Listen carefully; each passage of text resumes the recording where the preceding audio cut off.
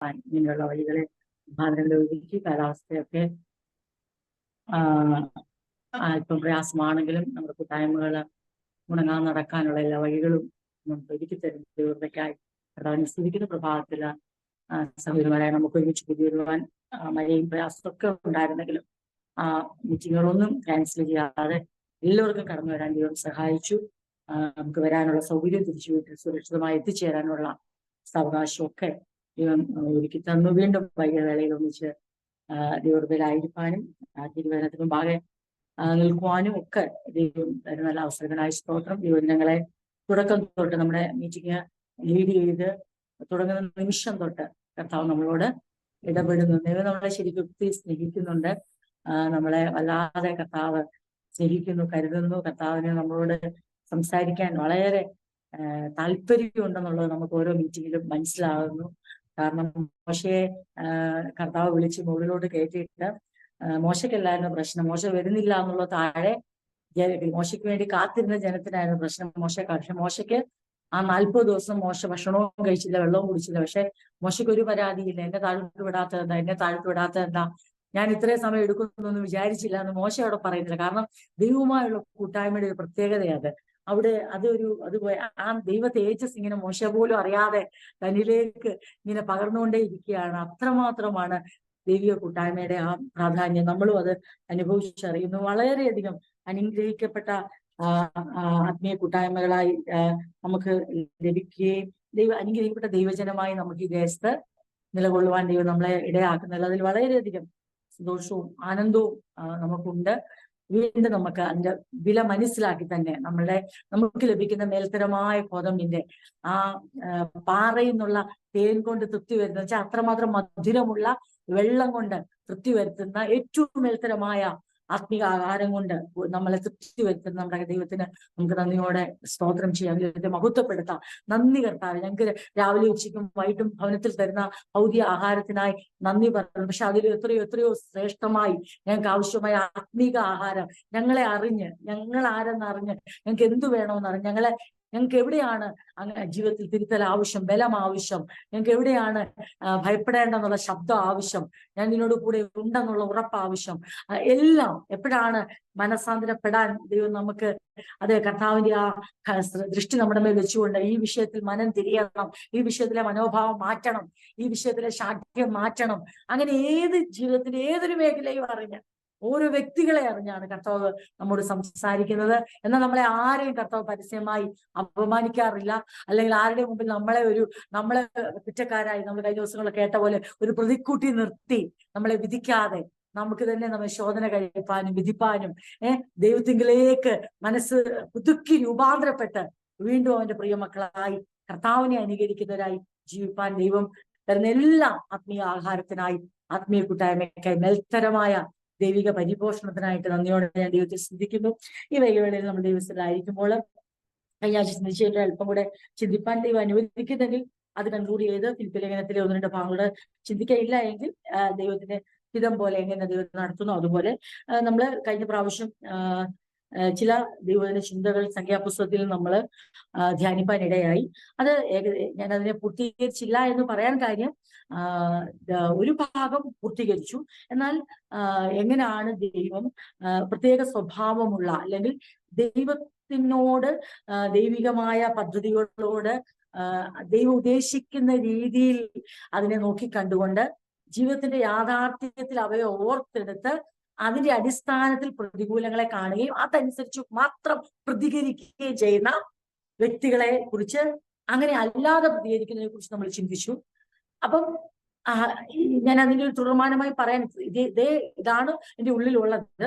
അതായത് അങ്ങനെ പ്രത്യേക സ്വഭാവത്തോടു കൂടെ നിൽക്കുന്നവരെ ദൈവം എങ്ങനെ പ്രത്യേകമായി ഓർക്കുന്നുവെന്നും ഒരു വാക്ക് വായിൽ നിന്ന് പുറപ്പെടുന്നതിന് മുമ്പ് അത് ദൈവത്തിന് ഇഷ്ടമാണോ അനിഷ്ടമാണോ എന്നൊന്ന് ചിന്തിച്ചിട്ട് സംസാരിപ്പാൻ ആഗ്രഹിക്കുന്നവരെ എങ്ങനെ ദൈവം കാണുന്നു. അല്ല, ഇത് എന്റെ പ്രശ്നം, ഇത് എന്റെ വിഷയം, ഇവിടെ എനിക്ക് വേറൊന്നും ചിന്തിക്കാനില്ല, എനിക്കിവിടെ സഹിക്കാൻ വയ്യ, അല്ലെങ്കിൽ എനിക്ക് പറ്റത്തില്ല എന്ന് പറഞ്ഞുകൊണ്ട് ദൈവത്തെ ഓർക്കാതെ പ്രതികരിക്കുകയും ഒരു ദുർവർത്തമാനം പരത്തുകയും ചെയ്യുന്നതിനോടുള്ള ദൈവത്തിന്റെ പ്രതികരണം എന്താണ്? ഇതും കൂടെ ഒന്ന് പറഞ്ഞ് ആ ഭാഗം നിർത്താനാണ് ഞാൻ ആഗ്രഹിക്കുന്നത്. അപ്പൊ ആ ആദ്യത്തെ ഭാഗം നമുക്ക് വ്യക്തമായി അത് മനസ്സിലാകുകയും നമുക്കറിയാവുന്ന കാര്യങ്ങളാണെങ്കിലും കാലാകാലങ്ങളിൽ സമയാസമയങ്ങളിൽ ദൈവത്തിന്റെ വചനം വിവിധ ഇടങ്ങളിൽ വിവിധ ഭാഗങ്ങളിൽ നമുക്ക് ആവശ്യമായതാണ് ദൈവം നൽകി തരുന്നത്. അപ്പം നമ്മുടെ ഒരു തീരുമാനം ഉറപ്പായിട്ട് ഞാൻ വിശ്വസിക്കുന്നത് ഇത് തന്നെയാണ്. ഞങ്ങൾ കർത്താവെ, ഞങ്ങൾക്ക് ഒരു വിഷയത്തിന്മേൽ ഞങ്ങളുടെ വളരെ ഭാരമേറിയതും എന്താ പറയണ്ടേ, വളരെ ഭീമാകാരമായ അനാഖ്യ മല്ലന്മാർ മുമ്പിൽ നിൽക്കുന്ന പോലുള്ള അത്ര വലിയ പ്രശ്നങ്ങളുടെ നടുവിൽ ഞങ്ങൾക്ക് ഹൃദയം എത്ര ഞങ്ങളുടെ തകർന്നു പോയാലും, ഞങ്ങൾ എത്ര ഭാരപ്പെട്ടാലും ഭയപ്പെട്ടാലും ഞങ്ങൾ ആഗ്രഹിക്കുന്ന കർത്താവെ, ദൈവത്തിന് വിരുദ്ധമായ ഒരു ദുർവർത്തമാനം, ദൈവം നടത്തിയ വഴികളെ മറന്നുകൊണ്ടും ഇപ്പോൾ ദൈവത്തിന്റെ ദൈനംദിന പരിപാലനത്തെ അതേ മറന്നുകൊണ്ടും ഒരിക്കലും അരുതാത്തത് ഞങ്ങളുടെ വായിൽ നിന്ന് പുറപ്പെടത്തില്ല എന്നൊരു തീരുമാനം കഴിഞ്ഞ ആഴ്ച വചനം കേട്ട എല്ലാവരിലും ഉണ്ടെന്ന് ഞാൻ പരിപൂർണമായിട്ടും വിശ്വസിക്കുന്നു. ആഗ്രഹമുണ്ട്, അതിനുള്ള വലിയൊരു സമർപ്പണമുണ്ട്, അതിനുവേണ്ടി ഒരു വാഞ്ചയുണ്ട് ഹൃദയത്തിൽ. അത് നമ്മളെ കൊണ്ട് സാധ്യമാകത്തില്ല, പക്ഷെ അത് സാധ്യമാക്കി തരാൻ ദൈവത്തിന്റെ പരിശുദ്ധാത്മാവിന്റെ വലിയ സഹായം ഉണ്ട്. മഹാപുരോഹിതൻ നമ്മുടെ ബലഹീനതയ്ക്ക്, അതെ, ദൈവത്തിന്റെ ആത്മാവ് തുറന്നു നിൽക്കുന്നു. മഹാപുരോഹിതൻ നമ്മളോട് നമ്മുടെ ബലഹീനതയിൽ സഹതാപം കാണിക്കുന്നു, കരുണ ചൊരിയുന്നു, കൃപ നമുക്ക് തരുന്നു. അതുകൊണ്ട് തീർച്ചയായും നമുക്കത് സാധ്യമാകും. നമ്മൾ ഇങ്ങനെയാണ് ചിന്തിച്ചത്, കാലേബും യോശുവയും ഇന്ന ഗോത്രക്കാരായതുകൊണ്ടോ അവർ പ്രഭുക്കന്മാരായതുകൊണ്ടോ അവർക്ക് പ്രത്യേകമായ കഴിവുള്ളത് കൊണ്ടോ അല്ല അവർ ദൈവസേനയിൽ അംഗീകരിക്കപ്പെട്ടത്, ദൈവത്തിന്റെ അപ്രൂവൽ, സാക്ഷ്യം അവർക്ക് ലഭിച്ചത് ഈ വക കാരണമല്ല, മറിച്ച് അവർക്ക് ദൈവം ആഗ്രഹിക്കുന്ന ഒരു പ്രതികരണം, ദൈവം ആഗ്രഹിക്കുന്ന ഒരു സ്വഭാവം, ഒരു പ്രത്യേകമായ സ്വഭാവം. അതിന്റെ ഒന്ന് വിശദീകരിച്ചാൽ ഇത്രയേ ഉള്ളൂ. ആ പ്രത്യേകമായ സ്വഭാവം എല്ലാ ഹൃദയങ്ങളിൽ അവർക്കും തിന്നലുകളുണ്ട്, ഭാരങ്ങളുണ്ട്, വികാരങ്ങൾ അവർക്കുമുണ്ട്, ചിന്തകളുണ്ട്, പ്രതിസന്ധികളെ, ആ ദേശത്തിന് നന്മയെ അവർ കണ്ടു, ആ ദേശത്തേക്ക് കടക്കാനുള്ള മാനുഷികമായ പരിമിതികളെ അവർ കണ്ടു. ഇതിന്റെ നടുവിൽ ഒരു റിപ്പോർട്ട് കൊടുക്കുമ്പോൾ തങ്ങളുടെ നിയോഗം എന്തെന്ന് ബോധ്യമുള്ളവരായി അതിനെക്കുറിച്ച് വിവേകപൂർവമായി ചിന്തിച്ച് ദൈവത്തെ പരിഗണിച്ചുകൊണ്ട് ദൈവപ്രവർത്തികളെ ഹൃദയത്തിൽ മുൻനിർത്തിക്കൊണ്ട് മാത്രം പ്രശ്നങ്ങളുടെ നടുവിലാണ് റിപ്പോർട്ട് കൊടുക്കാൻ അവർ കാണിച്ച ആ മനോഭാവമാണ് ദൈവം അവർക്ക് കൊടുത്ത സാക്ഷ്യം. പ്രത്യേക സ്വഭാവമുള്ളവർ.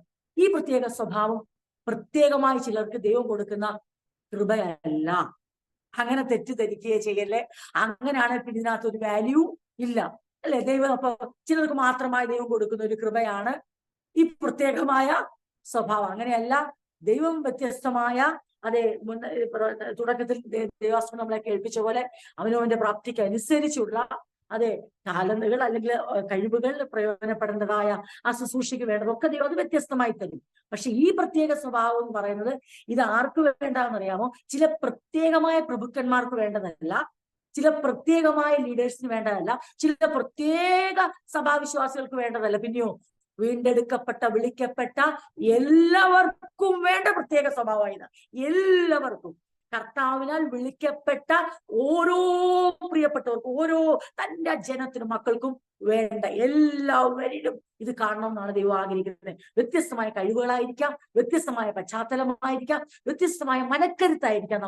നമ്മളിൽ ഒന്നും എല്ലാം ഒരുപോലെ ആയിരിക്കില്ല. പക്ഷെ ഈ ഒരു സ്വഭാവം എല്ലാ ദൈവത്തിന്റെ മക്കളിലും, വീണ്ടെടുക്കപ്പെട്ട, തെരഞ്ഞെടുക്കപ്പെട്ട എല്ലാവരിലും ഈ സ്വഭാവം ഉണ്ടായിരിക്കണം. എങ്കിൽ മാത്രമേ നമുക്ക് ദൈവത്തെ പ്രസാദിപ്പിക്കുവാൻ കഴിയത്തുള്ളൂ. ഇതിന് ദൈവം നമുക്ക് ധാരാളമായ കൃപ തരും. എന്തിനു വേണ്ടിയാ? ഈ പ്രത്യേക സ്വഭാവം ചില പ്രത്യേക ആൾക്കാർക്ക് മാത്രം കൊടുക്കാനുള്ള പ്രത്യേക കൃപയല്ല. പിന്നെയോ ദൈവത്തിന് എതിരായ ഒരു വാക്ക് സംസാരിക്കാനോ ദൈവത്തിന്റെ പ്രവൃത്തികളെ മറന്നുകൊണ്ട് ഒരു പ്രതികരണം നടത്താനോ എന്റെ ആയുസ്സിൽ എനിക്ക് ഇടവരരുതേ കർത്താവേ എന്ന് ഹൃദയംഗമായി കരയുന്ന, പ്രാർത്ഥിക്കുന്ന എല്ലാവരുടെ മേലും ദൈവത്തിന് ധാരാളമായ കൃപയും കരുണയും ചൊരിയാൻ കഴിയും. ഏതാണ്? ബലഹീനതയിൽ തുണ നിൽക്കുന്ന, ബലഹീനതയിൽ സഹായിക്കുന്ന, ഏത് കഴിയത്തില്ല, എന്നെ കൊണ്ട് പറ്റത്തില്ല കർത്താവേ, ഇങ്ങനൊന്നും കാലേബിനെ യോശുവയെ പോലൊന്നും എനിക്ക് പറ്റത്തില്ല എന്ന് പറഞ്ഞിട്ട് നമ്മൾ പറയും എനിക്ക് പറ്റത്തില്ല, എങ്കിലും കർത്താവ് എനിക്കും അങ്ങനെ തന്നെ ആയിരിക്കണമെന്ന് ആഗ്രഹിക്കുന്ന എല്ലാവർക്കും, എല്ലാവരോടും നീതി പുലർത്താൻ ദൈവശക്തനാണ്. ഒറ്റ കാര്യം മാത്രം, അത് ഹൃദയം കൊണ്ട് അതിനായി വാഞ്ചിക്കുക. നമ്മുടെ ഹൃദയത്തിലെ ഒരു സമർപ്പണമായിരിക്കണം. അത് എന്ത് വിഷയം വന്നാലും, അതിന് ഇനി ആർക്കൊക്കെ എന്നെ മനസ്സിലായില്ലെങ്കിൽ മനസ്സിലായില്ലെങ്കിലും, ഞാൻ പറയുന്നത് ഗ്രഹിച്ചില്ലെങ്കിലും, ഒരു മനുഷ്യർക്ക് ഇതിന്റെ പൊരുൾ പിടികിട്ടിയില്ലെങ്കിലും, ഇത് എങ്ങനെ ഇതിനെ വ്യക്തമാക്കണമെന്ന് എനിക്ക് അറിയത്തില്ലെങ്കിലും, എനിക്ക് തന്നെ ഒരു എത്തുപിടിയില്ലെങ്കിലും, എന്റെ വീട്ടിലുള്ളവർക്ക് എത്തുപിടിയില്ലെങ്കിലും, ഇതൊന്നും എനിക്ക് വിഷയമല്ല. പക്ഷെ ഞാൻ ഈ പ്രത്യേക സ്വഭാവം എന്റെ ഏത് പ്രത്യേകമായ ജീവിത സാഹചര്യങ്ങളിലും പ്രതികൂലങ്ങളിലും പുറപ്പെടുവിച്ചിരിക്കും. കാരണം ഇത് ദൈവം എന്നിൽ നിന്ന് പ്രതീക്ഷിക്കുന്നു. ഇത് ദൈവത്തിന് എന്നിൽ നിന്നുള്ള പ്രതീക്ഷയാണ്. ഇങ്ങനെ എനിക്ക് ദൈവത്തെ പ്രസാദിപ്പിക്കുവാൻ കഴിയത്തുള്ളൂ. അല്ലാതെ പ്രത്യേകമായ കഴിവുകൊണ്ടോ പ്രത്യേകമായ മിടുക്കുകൊണ്ടോ എന്റെ പ്രത്യേകമായ ഏതെങ്കിലും ഒരു കാര്യം കൊണ്ടോ എനിക്ക് ദൈവത്തെ പ്രസാദിപ്പിക്കാൻ കഴിയത്തില്ല. വിശ്വാസം കൂടാതെ ആർക്കും ദൈവത്തെ പ്രസാദിപ്പിക്കാൻ കഴിയത്തില്ല. എന്ന് വെച്ചാൽ ദൈവത്തെ കാണാതെ അദൃശ്യനായ ദൈവം എന്നോട് കൂടെ ഉണ്ട് എന്ന് വിശ്വസിച്ചുകൊണ്ട് അവൻ കേൾക്കുന്നു. ഇവരിതൊന്നും വിചാരിക്കുന്നില്ല, ഇവരൊന്നും പറയുന്നുണ്ടല്ലോ. ഇവരുടെ മനസ്സിൽ കൺമുമ്പിൽ ആരാ ഉള്ളത്? മോശയും അഹറോനും മാത്രമേ ഉള്ളൂ. ഇവർക്ക് അദൃശ്യനായ ദൈവത്തെ കുറിച്ച് ഒരു ബോധവുമില്ലാതെയാണ് ഇവർ സംസാരിക്കുന്നത്. അദൃശ്യനായ ദൈവത്തിന്റെ ദൃശ്യമായ പ്രവൃത്തികൾ ഇഷ്ടംപോലെ ഞാൻ അനുഭവിക്കും. അതെല്ലാം സമയാസമയങ്ങളിൽ അദൃശ്യനായ ദൈവത്തിന്റെ ദൃശ്യമായ മേഘത്തണലും അഗ്നി തൂണും മഞ്ഞയും ഇറച്ചിയും വെള്ളവും ഈന്തപ്പനയും അവർക്ക് വേണ്ട സുരക്ഷിതത്വവും സഹായങ്ങളും കരുതലുകളും എല്ലാം അവർ അധ്വാനിക്കാതെ, അവർ അങ്ങനെ ഒന്നും അതിനുവേണ്ടി പരിശ്രമിക്കാതെ ഈ മരുഭൂയാത്രയിൽ ഇതെല്ലാം ദൃശ്യമായി അവരുടെ ജീവിതത്തിൽ അവർ അനുഭവിക്കുമ്പോൾ ഒരു കാര്യം മറന്നുപോകും. പ്രതികരിക്കുമ്പോൾ, സംസാരിക്കുമ്പോൾ ഈ അദൃശ്യനായി നിന്നുകൊണ്ട് പ്രവർത്തിക്കുന്ന ദൃശ്യമായ പ്രവർത്തികളാൽ നടത്തപ്പെടുന്ന ഞങ്ങളുടെ ജീവിതത്തിൽ ഞങ്ങൾ പറയുന്ന ഓരോ വാക്കും അതുപോലെ ഒപ്പിയെടുക്കുന്ന, കാത് കൂർപ്പിച്ചിരിക്കുന്ന സർവശക്തനായ ദൈവം ഉണ്ടെന്ന് ഇവർ മറന്നുപോകും. പക്ഷെ മോശയും കാലേബ് യോശുവയുടെ പ്രത്യേകത, അവർ ദൈവത്തിൽ നിന്ന് പ്രാപിക്കുക മാത്രമല്ല, ദൈവത്തിന്റെ നന്മകളെ ദിനംതോറും അനുഭവിക്കുക മാത്രമല്ല, തിരികെ എന്ത് പറയുമ്പോഴും ചെയ്യുമ്പോഴും ഇതിന് സാക്ഷി ദൈവമാണ്. ദൈവത്തിന്റെ കാതടച്ചുകൊണ്ട് ഞങ്ങൾക്ക് ഒന്നും ഈ മരുഭൂമിയിൽ സംസാരിക്കാൻ പറ്റത്തില്ല. രാവിലെ തോറും അവൻ തരുന്ന നന്മ അനുഭവിച്ചിട്ട് ഞങ്ങളുടെ വായിൽ നിന്ന് പുറപ്പെടുന്ന വാക്ക് അവന്റെ കാതുകൾക്ക് മറവായിരിക്കുന്നില്ല, കണ്ണുകൾക്ക് മറവായിരിക്കുന്നില്ല. അവനെ മറന്നുകൊണ്ട് ജീവിതത്തിൽ ഒരു പ്രതികരണവും സാധ്യമല്ല എന്ന് ഇവർക്ക് ബോധ്യമുണ്ടായിരുന്നു. എന്നാൽ ഇസ്രായേൽ ജനത്തിന് അത് ബോധ്യമല്ലായിരുന്നു. ഈ ഒരു തിരിച്ചറിവാണ് നമ്മളെ ഈ ഡെഡിക്കേഷനിലേക്ക്, നമുക്കൊരു വലിയ സമർപ്പണത്തിലേക്ക്, നമ്മളെ ഒരു ഉറച്ച തീരുമാനത്തെ നടപ്പിലാക്കാൻ നമുക്ക് ശക്തിയില്ലായിരിക്കാം. പക്ഷെ അങ്ങനെ ഒരു തീരുമാനം എടുക്കാനുള്ള പ്രാപ്തി ദൈവം നമുക്ക് തന്നിട്ടുണ്ട്. ആ തീരുമാനം നടപ്പിലാക്കുവാൻ ദൈവം പൂർണ്ണമായി നമുക്ക് തുണ നിൽക്കും. അതിന് യാതൊരു സംശയവുമില്ല. ദൈവം കാലാകാലങ്ങൾ തന്റെ ഭക്തന്മാർക്ക് തുണ നിന്നിട്ടുണ്ട്, ഇന്നും തുണ നിൽക്കുന്നു, നമുക്കും അവൻ തുണ നിൽക്കുന്നു. അതുകൊണ്ട് ഈ സ്വഭാവത്തെ, പ്രത്യേകമായി ഈ സ്വഭാവം എന്നെടുത്തു പറയാൻ കാര്യം, മറ്റ് എല്ലാവരും ദൈവം തന്നെയാണ് പ്രതീക്ഷിച്ചത്. കാരണം കാലേബ് യോശുവ മാത്രമല്ലല്ലോ ദൈവിക നന്മ അനുഭവിച്ചത്. ഞങ്ങൾ ഇന്ന് രാവിലെ ചിന്തിച്ചു, 1 കൊരിന്ത്യർ 10 പറയുന്ന പോലെ നമ്മുടെ പിതാക്കന്മാർ എല്ലാവരും മേഘത്തിലൂടെ, സമുദ്രത്തിലൂടെ എല്ലാവരും ഒരേ ആത്മീയാഹാരം, എല്ലാവരും ഒരേ ആത്മീയപാനീയം കുടിച്ചു. അപ്പൊ കർത്താവ് എന്തോ ആഗ്രഹിച്ചത്? എല്ലാവർക്കും ഈ സ്വഭാവം ഉണ്ടായിരിക്കണം. കാരണം ഇവരെല്ലാം ഇത് അനുഭവിച്ചവരാ. പക്ഷെ പ്രത്യേക സ്വഭാവം വിരലിൽ എണ്ണാവുന്നവർ മാത്രമേ പ്രത്യേക സ്വഭാവം പുറപ്പെടുവിച്ചുള്ളൂ. ഈ പ്രത്യേക സ്വഭാവം നമ്മുടെ പറയാൻ, അല്ലെ ഇങ്ങനെ പറയത്തില്ലായിരുന്നു, എന്റെ ജനത്തെ നോക്ക്, എന്റെ ജനത്തിന്റെ സ്വഭാവം എന്റെ ജനത്തിന്റെ എന്ന് പറഞ്ഞേനെ. അത് പറയാനായിരുന്നു ദൈവം ആഗ്രഹിച്ചത്. പുതിയ നിയമസഭയായിരിക്കും നമ്മളും ഓർത്തോണം, സഭയിൽ നിന്ന് ദൈവം ആഗ്രഹിക്കുന്ന ക്വാളിറ്റി ഉണ്ട്, ഗുണങ്ങളുണ്ട്.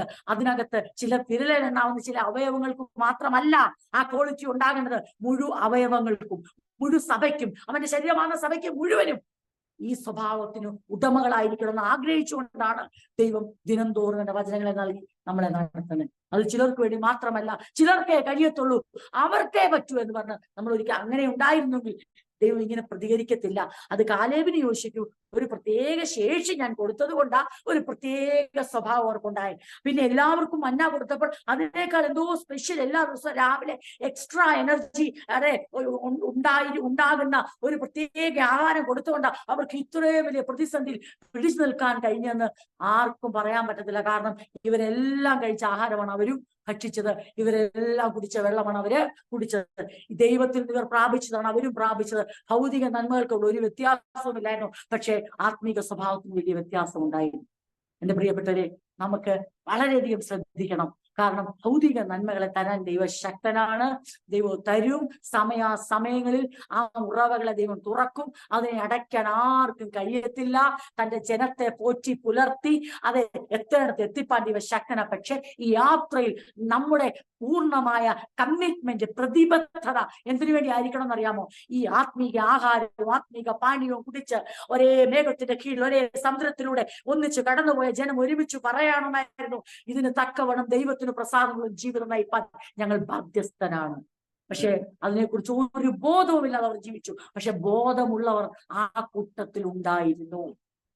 ഇന്ന് രാത്രിയിൽ ഈ വചനം കേൾക്കുമ്പോൾ നാം ചിന്തിച്ചോണം, ബോധമില്ലാതെ ഒത്തിരി പേർ സഭയുടെ അംഗമായി തീർന്നെന്ന് പറഞ്ഞിട്ട് സഞ്ചരിക്കുമ്പോൾ സഭയെ നമ്മൾ ഓർത്തോണം. അതെ, ഈ ദേശത്ത് നമ്മളെ ആക്കി വെച്ചിരിക്കുന്നത് ബോധമില്ലാത്ത സഭയായി അങ്ങ് പോകാനല്ല. സഞ്ചരിച്ചുകൊണ്ട് ഇങ്ങനെ പറയുന്നത്, മരുഭൂമിയിലെ സഭയെ കുറിച്ച് പിന്നെ പറയുന്നത് ദുഷ്ടസഭ. മരുഭൂമിയിലെ സഭയ്ക്ക് ഒരു പേര് വീണു, ദുഷ്ടസഭ. എടത്വാ സഭയ്ക്ക് ഒരിക്കലും അങ്ങനൊരു പേരുണ്ടാവാൻ പാടില്ല. എടത്വാ സഭ എന്നും നമ്മൾ ആഗ്രഹിക്കുന്ന പോലെ ദൈവത്തിന് പ്രസാദമുള്ള മാതൃകാ സഭയായി നിൽക്കണം. അതെ, ദുഷ്ടസഭയാകാൻ കാര്യം പ്രധാനമായും അങ്ങനെ വിളിക്കാനുള്ള കാര്യം ദൈവരെ നടത്തുന്ന ദൈവത്തെക്കുറിച്ചും അവന്റെ വഴികളെക്കുറിച്ചും അറിയാതെ അവർ സ്വാർത്ഥരായി തീർന്നതാണ് ആ സഭയെ അങ്ങനെ വിളിക്കാനുള്ള കാര്യം. മരുഭൂമിയിലെ സഭ ഒത്തിരി പ്രശ്നങ്ങളെ അതിജീവിച്ചു. പക്ഷെ ആ പ്രശ്നങ്ങളൊന്നും അവരുടെ താഴ്ചയല്ലായിരുന്നു, മറിച്ച് ദൈവത്തിന്റെ മഹത്വം വെളിപ്പെടുത്താനുള്ള മുഖാന്തരങ്ങളാക്കി ദൈവം അന്ന് ജീവത്വത്തെ ഉപയോഗിച്ചു. ഇന്ന് രാത്രി തിരുവചനം കേൾക്കുമ്പോൾ ദൈവം നമ്മളോട് ഓർപ്പിക്കുന്ന ഒരു കാര്യമുണ്ട്. നമ്മുടെ ഈ മരുഭൂയാത്ര ക്രിസ്തീയ ജീവിതത്തിന്റെ സകല പ്രതിസന്ധികളും ദൈവത്തിന്റെ മഹത്വം വെളിപ്പെടുത്താനുള്ള മുഖാന്തരമാക്കി ദൈവം മാറ്റും. നമ്മുടെ ജീവിതത്തിൽ നമ്മൾ അടഞ്ഞ വാതിലുകളെ കാണുമ്പോൾ ഓർത്തോണം, ആർക്കും അടയ്ക്കാതെ തുറക്കാൻ കഴിവുള്ള ഒരു ദൈവം എനിക്കുള്ളത് കൊണ്ട് അടഞ്ഞ വാതിലുകളോ നിർജീവത്വമോ മരുഭൂമിയുടെ അവസ്ഥയോ നിർജ്ജന പ്രദേശങ്ങളോ ഒരു ദൈവ വൈതലിനെ ഭയപ്പെടുത്തേണ്ട കാര്യമില്ല. കാരണം ഒരു ദൈവ വൈതലിനെ സംബന്ധിച്ച് അതെല്ലാം വരും ദിനങ്ങളിൽ ദൈവത്തിന്റെ അത്ഭുതങ്ങൾ വെളിപ്പെടുത്താനുള്ള വഴികളാക്കി ദൈവമേ തീർക്കും. പക്ഷെ ഒരു ദൈവ വൈതൽ എന്തിനു വേണ്ടി പ്രതിബദ്ധത കാണിക്കണം എന്നറിയാമോ? ഇതിന്റെ നടുവിൽ ഞാൻ എന്റെ ദൈവത്തിന് പ്രസാദമുള്ള ഒരു ജീവിതം നയിക്കും. എങ്ങനെ നയിക്കും? ജീവിതം എന്ന് പറയുമ്പോൾ അത് എങ്ങനെ നമ്മൾ ഡിഫൈൻ ചെയ്യണം, എങ്ങനെ നിർവചിക്കണം? ജീവിതത്തിന്റെ ദൈനംദിന ദിനങ്ങൾ, അതെ, ദൈനംദിനമായി മുന്നോട്ട് പോകുമ്പോൾ അവിടെയെല്ലാം ദൈവം എന്റെ വാക്കുകളെ കേൾക്കുന്നു, എന്റെ പ്രവർത്തികളെ കാണുന്നു, ഞാൻ എന്ത് പറയുന്നു, എന്ത് ചെയ്യുന്നു എന്നെ പ്രതിക്കൂട്ടിലാക്കി വിധിക്കാൻ വേണ്ടിയല്ല, എന്നെ അംഗീകരിപ്പാനും എനിക്കൊരു സാക്ഷ്യം തരാനും എന്നെ ഉയർത്തുവാനും അവന്റെ സന്നിധിയിൽ അവന്റെ സ്മരണ പുസ്തകത്തിൽ എഴുതി വെച്ച് എന്നെ ആദരിപ്പാനും ദൈവത്തിന് പദ്ധതിയുള്ളതുകൊണ്ട് എന്റെ വാക്കുകളെ ഞാൻ സൂക്ഷിക്കും, എന്റെ പ്രവൃത്തികളെ ഞാൻ സൂക്ഷിക്കും. അവന്റെ പ്രവൃത്തികൾക്ക് ഇന്ന് വരെ ഒരു ഭംഗം വന്നിട്ടില്ല പ്രിയരെ. അവന്റെ പ്രവൃത്തികൾക്ക് ഭംഗം വരികയുമില്ല. കാരണം അവന്റെ ഉറവുകൾ വറ്റിപ്പോകുന്നതല്ല, അവന്റെ സ്രോതസ്സുകളെ ഒരിക്കലും അടഞ്ഞു പോകുന്നതല്ല. ഏത് ക്ഷാമകാലത്തും ക്ഷേമത്തോടെ പോറ്റുവാനുള്ള സ്രോതസ്സുകൾ, അതിനുള്ള ഉറവകൾ ദൈവത്തിന്റെ പക്കലുണ്ട്. അതിന് ദൈവത്തിന് കഴിയും. പക്ഷെ എന്നും കുറഞ്ഞു പോയത് എന്താണെന്നറിയാമോ? ദൈവത്തിന്റെ വിശ്വസ്തതയല്ല ഭൂമിയിൽ കുറഞ്ഞു പോയിരിക്കുന്നത്, ദൈവത്തോടുള്ള വിശ്വസ്തതയാണ് ഭൂമിയിൽ ഇല്ലാതെ പോകുന്നത്. ദൈവത്തിന് മനുഷ്യരോടുള്ള വിശ്വസ്തതയ്ക്ക് ഒരു നാളും ഭംഗം വരുന്നില്ല. തന്റെ ജനത്തിനോടുള്ള വിശ്വസ്തതയ്ക്ക് ഒരു നാളും കുറവ് വരുന്നില്ല. പക്ഷേ തന്റെ നാമം വിളിക്കപ്പെട്ട തന്റെ ജനത്തിന്റെ അവിശ്വസ്തതയാണ് വർദ്ധിച്ചു വരുന്നത്, അല്ലെങ്കിൽ വിശ്വസ്തതയാണ് കുറഞ്ഞു വരുന്നത്. ആ കൂട്ടത്തിൽ നമ്മൾ പെടാതിരിക്കുക എന്നുള്ളത് നമ്മുടെ വലിയ ദൗത്യമാണ്. അതിന് വലിയ മൽപ്പിടുത്തമുണ്ട്, അതിന് വലിയ കഠിനാധ്വാനം, അതിന് വലിയ പോരാട്ടമുണ്ട്. അതിന് നമുക്ക് പലപ്പോഴും ഫൈറ്റ് ചെയ്യേണ്ടത് ആവശ്യമാണ്. അതിന് നമ്മുടെ ദൈവത്തിന്റെ പരിജ്ഞാനത്തിൽ, ക്രിസ്തുവിന്റെ പരിജ്ഞാനത്തിൽ വിരോധമായി പൊങ്ങി വരുന്ന എല്ലാ ചിന്തകളെ പിടിച്ചടക്കേണ്ടത് ആവശ്യമാണ്. അങ്ങനെയുള്ള കോട്ടകളെ ഇടിക്കേണ്ടത് ആവശ്യമാണ്. ദൈവവചനത്താൽ അതിനെ തരണം ചെയ്യേണ്ടത്. പോന്ന വഴിക്ക് വിട്ടുകൊടുക്കാനുള്ളത് നമ്മുടെ ജീവിതം ദൈവത്തിന്റെ വഴിക്ക് വിധേയപ്പെടുത്തി കൊടുക്കാനുള്ളതാണ്. പോന്ന വഴിക്ക് ഒഴുകുന്ന ഒഴുക്കിന് വിട്ടുകൊടുക്കാനുള്ളതല്ല സഭ. പിന്നെയോ ശിരസിന്റെ ഹിതമനുസരിച്ച് വഴങ്ങിക്കൊടുക്കാനുള്ളതാണ് സഭ. അതെപ്പോഴും നമ്മുടെ മനസ്സിൽ ഉണ്ടായിരിക്കണം. അങ്ങനെ എന്തുവായ ഞങ്ങൾക്ക് എന്നാ പ്രശ്നം, ഞങ്ങൾ പറയുന്നത് പറഞ്ഞാൽ പറയും, ഞങ്ങൾക്ക് ഇപ്പൊ ഇത് സഹിക്കാൻ പറ്റുന്നില്ല, ഞങ്ങൾക്ക് ഇത് ഒരു തരത്തിൽ ഇത് വിശ്വസിക്കാൻ പറ്റുന്നില്ല, ഈ ദൈവം പറഞ്ഞ ഈ ദേശം വാഗ്ദത്തമായി ലഭിക്കും, അതുകൊണ്ട് ഞങ്ങളുടെ ഹൃദയത്തിൽ ഇപ്പൊ ഇതാ തോന്നുന്നു, ഞങ്ങൾ ഇത് പറയും. ആർക്ക് ഇഷ്ടപ്പെട്ടാലും ഇല്ലെങ്കിൽ, മോശക്ക് ഇഷ്ടപ്പെട്ടാലും അഹരോന് ഇഷ്ടപ്പെട്ടാലും, ഇനി നിങ്ങൾ തിരിച്ചു വന്നില്ല, ഞങ്ങൾ എന്ത് പറയുന്ന അനുസരണം കെട്ട വാക്കുകൾ അവിടെ വന്നപ്പോൾ ദൈവം എങ്ങനെയാണ് ഭൂരിഭാഗവും ഒരു ഭൂരിപക്ഷവും ന്യൂനപക്ഷവുമായി അത് മാറുക? ദൈവം, ഞാനിപ്പോഴും പറയും, ദൈവം ഭൂരിപക്ഷത്തിന്റെ ദൈവമൊന്നും ന്യൂനപക്ഷത്തിന്റെ ദൈവമൊന്നുമില്ല. തന്നിൽ വിശ്വസിക്കുന്നവന്റെ, തന്നെ അനുസരിക്കുന്നവന്റെ പക്ഷത്ത് നിൽക്കുന്നവനാണ് ഇന്നും ദൈവം. ഇസ്രായേൽ ജനം മൊത്തം അങ്ങനെ നിന്നാൽ അവരുടെ കൂടെ തന്നെ ദൈവം ദൈവത്തിന് പക്ഷാഭേദമോ അതെ ദൈവത്തിന് മുഖപക്ഷങ്ങളോ ഒന്നുമില്ല. പക്ഷെ ദൈവം ശ്രദ്ധിക്കും എങ്ങനെയാണ് നാം നമ്മുടെ ഹൃദയങ്ങളുടെ വിചാരങ്ങളെ ഒരുക്കിയെടുക്കുന്നതും വാക്കുകളെ എങ്ങനെയാണ് ക്രമീകരിക്കുന്നതെന്ന് ഇവിടെ അത് നോക്കുന്നു എന്നുള്ളത് ഒന്ന് തെളിവായി മനസ്സിലാക്കാൻ നമുക്ക് ചില വേദഭാഗങ്ങൾ വായിക്കാം. സംഖ്യാപുസ്തകം 14-ാം അധ്യായത്തിന്റെ ഏതാണ്ട് 11-10 വാക്യം വരെയാണ് നമ്മൾ ചിന്തിച്ചത്. നമ്മോടുകൂടെ യഹോവ ഉള്ളത് കൊണ്ട് അവരെ ഭയപ്പെടരുത്, എന്നാലേ അവരെ കല്ലെറിയണമെന്ന് സഭയെല്ലാം പറഞ്ഞു. ആരെ കല്ലെറിയണം? ഈ പ്രത്യേക സ്വഭാവം ഉള്ളവരെ. എന്ത് പ്രത്യേക സ്വഭാവം? പ്രതിസന്ധികളിൽ ദൈവത്തിന്റെ വാഗ്ദാനങ്ങളെ ഓർക്കുന്നവരെ. ഹൃദയത്തിൽ വേദന തിങ്ങി നിറയുമ്പോൾ അത് ദൈവത്തിന് വിരുദ്ധമായി പുറത്തു വരാതെ ദൈവത്തിന് അനുകൂലമായ വാക്കായി പുറത്തു വരാൻ പെടാപ്പാടുപെടുന്നവരെ. ലീഡേഴ്സിനെ, മോശയെ ദുഃഖിപ്പിക്കാതെ, ആ മനുഷ്യന്റെ ഉള്ളിൽ തീ കോരിയിടാതെ, അതെ നേതൃത്വം വഹിക്കുന്നവർക്ക് ഒരു ആശ്വാസമായി നിലകൊള്ളണമെന്ന് പ്രയാസവേളയിലും എന്റെ വാക്കുകൾ അവർക്കൊരു തണുപ്പായിരിക്കണം. എനിക്ക് അനാക്യ മല്ലന്മാരെ തോൽപ്പിക്കാൻ കാലേബ് യോശുവയ്ക്ക് ശക്തി കാണത്തില്ല, പക്ഷെ ജനത്തെ നയിക്കുന്ന മോശയ്ക്ക് ഒരു ആശ്വാസവാക്ക് പറയാനുള്ള ശക്തിയുണ്ട്. ഇന്ന് രാത്രി ജനം അത് ഓർത്തോണം. പല പ്രതിസന്ധികളും എങ്ങനെ മാറുമെന്ന് പറഞ്ഞു കൊടുക്കാൻ നമുക്കറിയത്തില്ല, പക്ഷെ പ്രതിസന്ധികൾ നിൽക്കുന്നവർക്ക് ഒരു ആശ്വാസവാക്ക് കൊടുക്കാൻ നമുക്ക് കഴിയും. നമുക്ക് ദൈവം നിങ്ങളോട് കൂടെ ഉണ്ടെന്നുള്ള ഉറപ്പ് അവർക്ക് കൊടുക്കാൻ കഴിയും. ദൈവത്തിന്റെ മഹത്വത്തിനായി അവരെ നിർത്താൻ കഴിയും. കാലേബ് യോശുവ അത് ചെയ്തപ്പോൾ സഭയുടെ തീരുമാനം കേൾക്കണോ? സഭ പറയുകയാണ് അവരെ കല്ലെറിയണമെന്ന് സഭയെല്ലാം പറഞ്ഞു.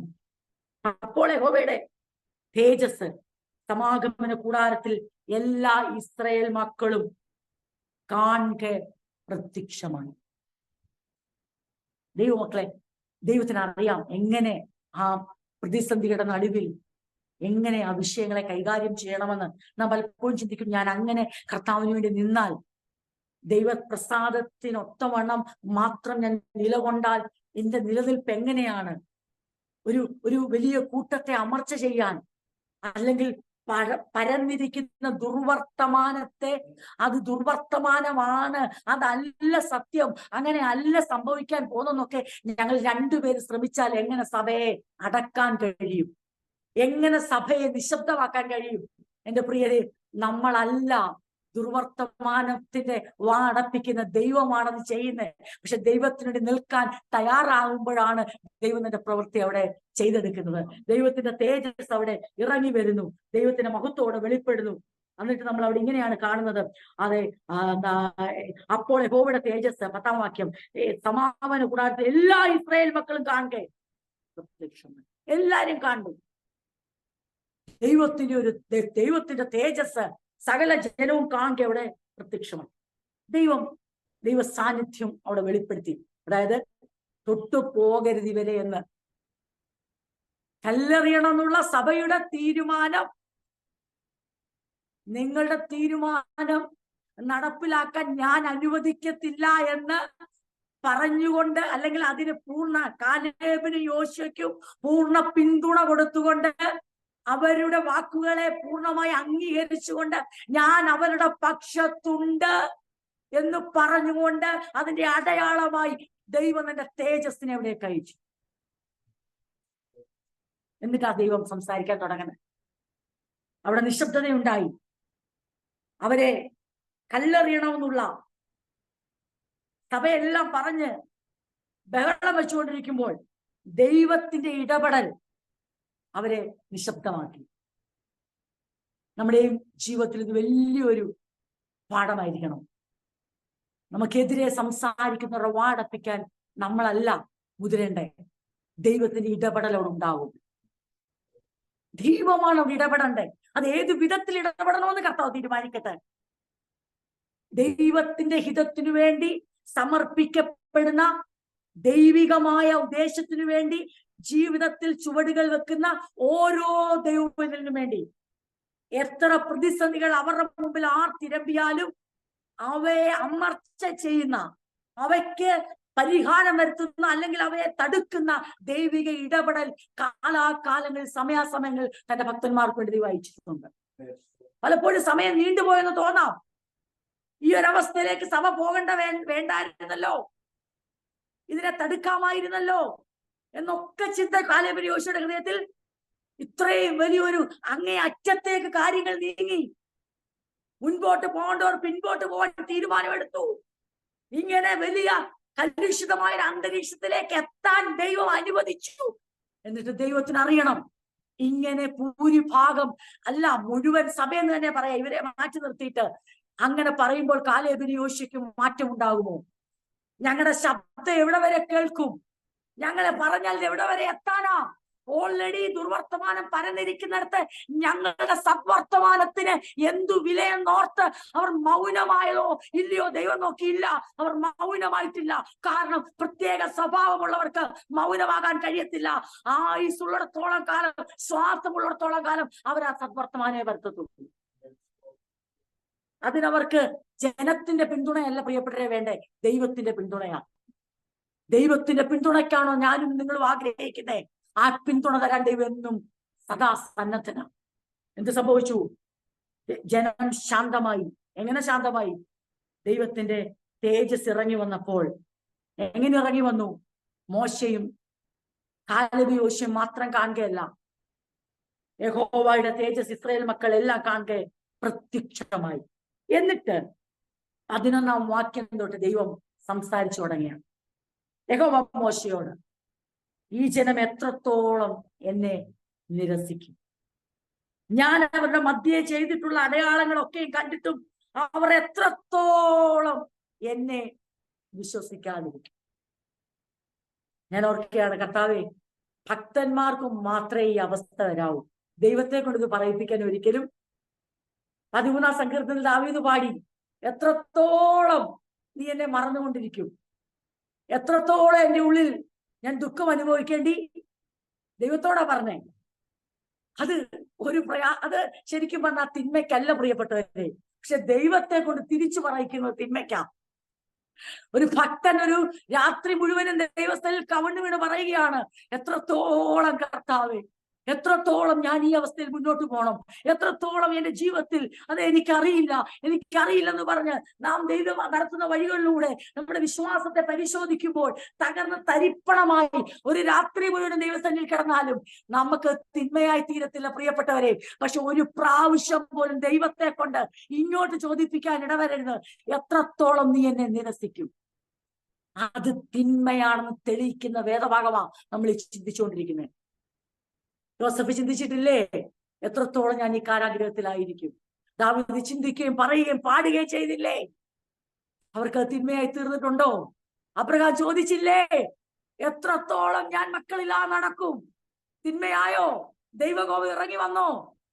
കാരണം അവർ ചോദിച്ചത് അയൽവക്കത്തിലല്ല, അവർ ചോദിച്ചത് ദൈവത്തിന് വിരുദ്ധമായിട്ടല്ല, അവരുമായി ഉടമ്പടി ചെയ്ത വേറൊരാൾ അവർക്ക് ചോദിക്കാനില്ല, പറയാനില്ല, സങ്കടം പറയാനില്ല. ചോദിക്കേണ്ടവരോട് അവർ ചോദിച്ചപ്പോൾ അവർക്ക് ഉത്തരം കിട്ടി, അത് തിന്മയായി തീർന്നില്ല. എന്നാൽ ഈ ജനത്തിന്റെ പ്രത്യേകത, ഇവർക്ക് കാത്തിരിക്കാനോ ക്ഷമിപ്പാനോ ദൈവത്തിന് വേണ്ടി ഒരു വാക്ക് പറയാനോ ഒട്ടും സഹിഷ്ണുതയില്ലാത്ത ഈ ജനത്തോട് ദൈവം മോശയിലൂടെ സംസാരിക്കുകയാണ്, എത്രത്തോളം ഈ ജനം എന്നെ നിരസിക്കും,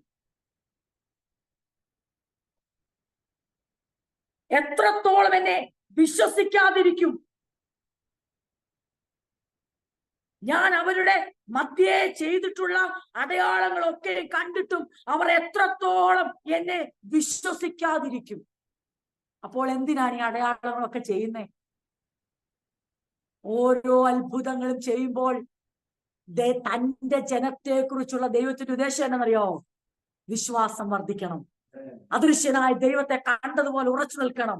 ഇത് ഓരോന്നും അവരെ ദൈവത്തിലേക്ക് അടുപ്പിക്കണം, ദൈവ വഴികളിലൂടെ നടക്കാൻ അവരെ പ്രാപ്തരാക്കണം, അവരെ സജ്ജമാക്കാനാണ് ഇതെല്ലാം ദൈവം ചെയ്തത്.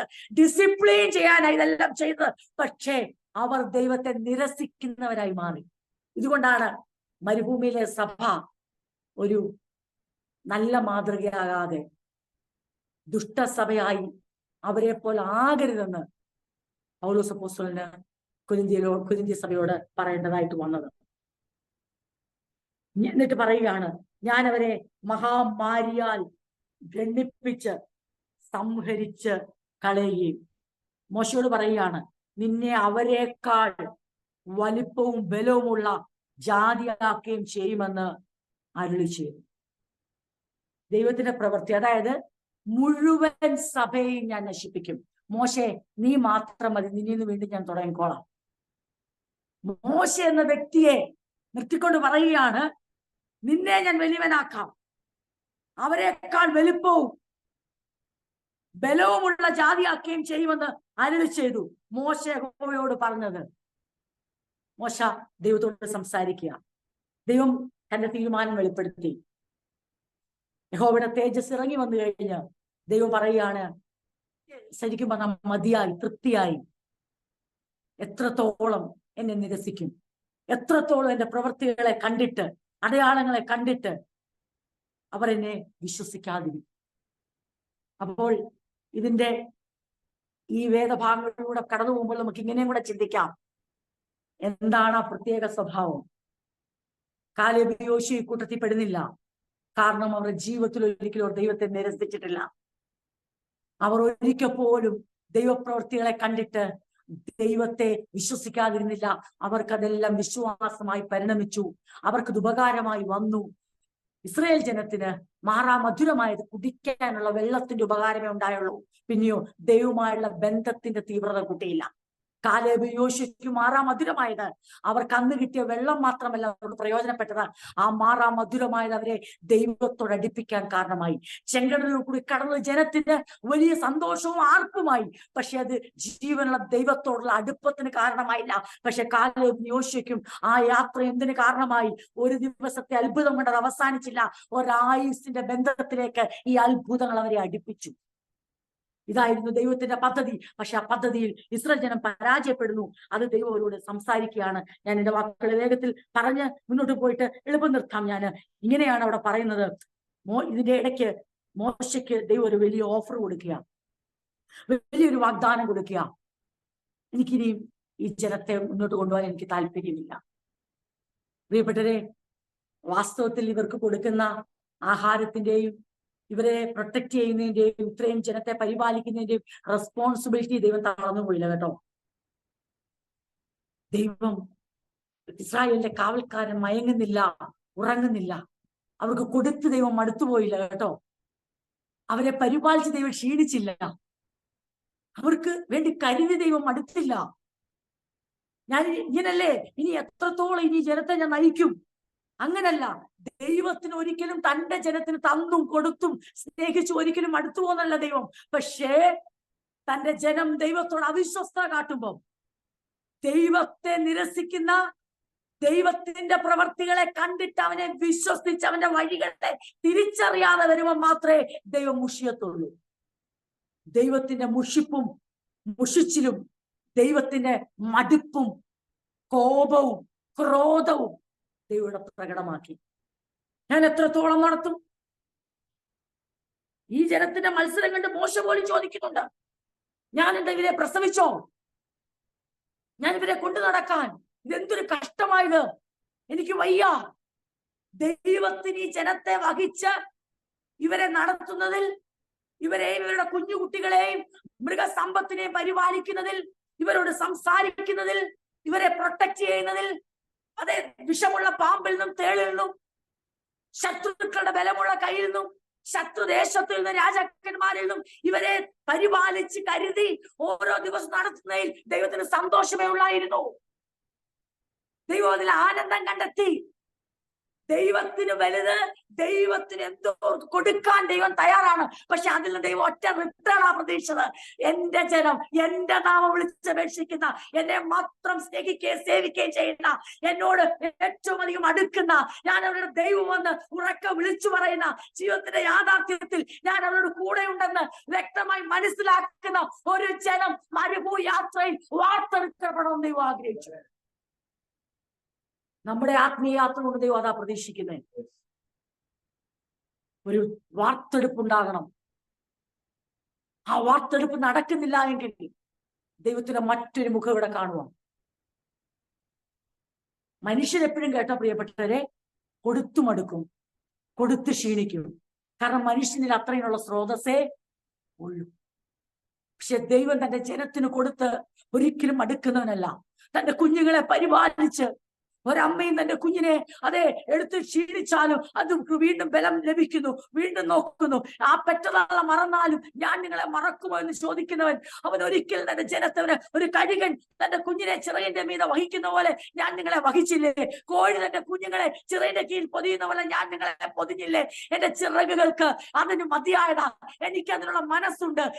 എന്റെ നാമം വിളിക്കപ്പെട്ടിരിക്കുന്ന എന്റെ ജനത്തെ എത്രത്തോളം എവിടെ വരെ കൊണ്ടുപോകണോ, എത്രത്തോളം കാക്കണോ, എന്തെല്ലാം അവർക്ക് വേണ്ടി ചെയ്യണോ, ദൈവം അതിന് തയ്യാറാ. ഒറ്റ കാര്യം മാത്രം ജനം ചെയ്താൽ മതി, അവന്റെ പ്രതീക്ഷയെ തകർക്കാതിരുന്നാൽ മതി. അതിന് നാം തയ്യാറായ മാത്രം മതി. മനുഷ്യർ മടുക്കും, മുഖം മാറും. പക്ഷെ ദൈവം തന്റെ ജനത്തിന് കൊടുത്ത് ഒരിക്കലും മുഖം മാറത്തില്ല, മടുക്കത്തില്ല. കൂടുതൽ കൂടുതൽ പാറ വീണ്ടും വീണ്ടും അത്ഭുതങ്ങളിലൂടെ നടത്തണമെന്നാ ദൈവം ആഗ്രഹിച്ചത്. എന്ത് സംഭവിച്ചു? തന്റെ ക്രോധം വെളിപ്പെടുത്തുക ദൈവം. എന്നിട്ട് ആർക്ക് ഓപ്ഷൻ കൊടുത്തു? മോശയ്ക്ക് ഒരു ഓഫർ അങ്ങ് കൊടുക്കുക. മോശയുടെ മുമ്പിൽ ഒരു ഓപ്ഷൻ വെച്ചിട്ട് അത് ഓഫറായി കൊടുക്കുക. എന്താണ് ഓഫർ? മോശെ, ഞാനൊരു കാര്യം ചെയ്യാം. മോശയോട് 11-ാം വാക്യം അത് പറഞ്ഞിട്ട് 12-ാം വാക്യം, ഞാൻ അവരെ മഹാമാരിയാൽ ബന്ധിപ്പിച്ച് സംഹരിച്ചു കളയും. പിന്നെ നിന്നെ മോശെ അവരെക്കാൾ വലുപ്പവും ബലവുമുള്ള ജാതിയാക്കി ചെയ്യുമെന്നല്ലേ. കർത്താവിന് വല്ല പാടുണ്ടോ? അതുമല്ലോ. അബ്രഹാമിനെ ഏകനായി വിളിച്ച് അനുഗ്രഹിച്ച് വർദ്ധിപ്പിച്ച ദൈവത്തിന് ആ ജനമല്ലേ നിൽക്കുന്നേ. ഞാൻ എപ്പോഴും ചിന്തിക്കും, എന്റെ മനസ്സിൽ ഞാനത് പറയുന്നില്ല, ആ മെസ്സേജിലേക്ക് പോകുന്നില്ല. കാരണം യോഹന്നാൻ സ്നാപകൻ വിളിച്ചു പറഞ്ഞ വാക്ക് ഇസ്രായേൽ ജനത്തോട്, യഹൂദ സമൂഹത്തോട്, അബ്രഹാമിന്റെ മക്കളാണെന്ന് പറഞ്ഞാൽ അങ്ങ് പുകഴാൻ ശ്രമിക്കല്ലേ. ഈ കല്ലുകളിൽ അബ്രഹാമിന്റെ മക്കളോട് കൊടുക്കാൻ ദൈവത്തിന് കഴിയും. അതിനെക്കുറിച്ച് പിന്നെ ഒരു ദിവസം നമുക്ക് ചിന്തിക്കാം. അതെന്താ അങ്ങനെ പറയാൻ കാര്യമെന്ന്.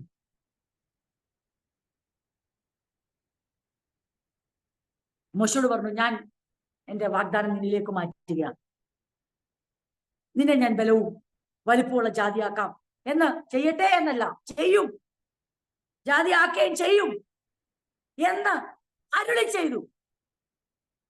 God commanded Moses, I'm going to multiply you.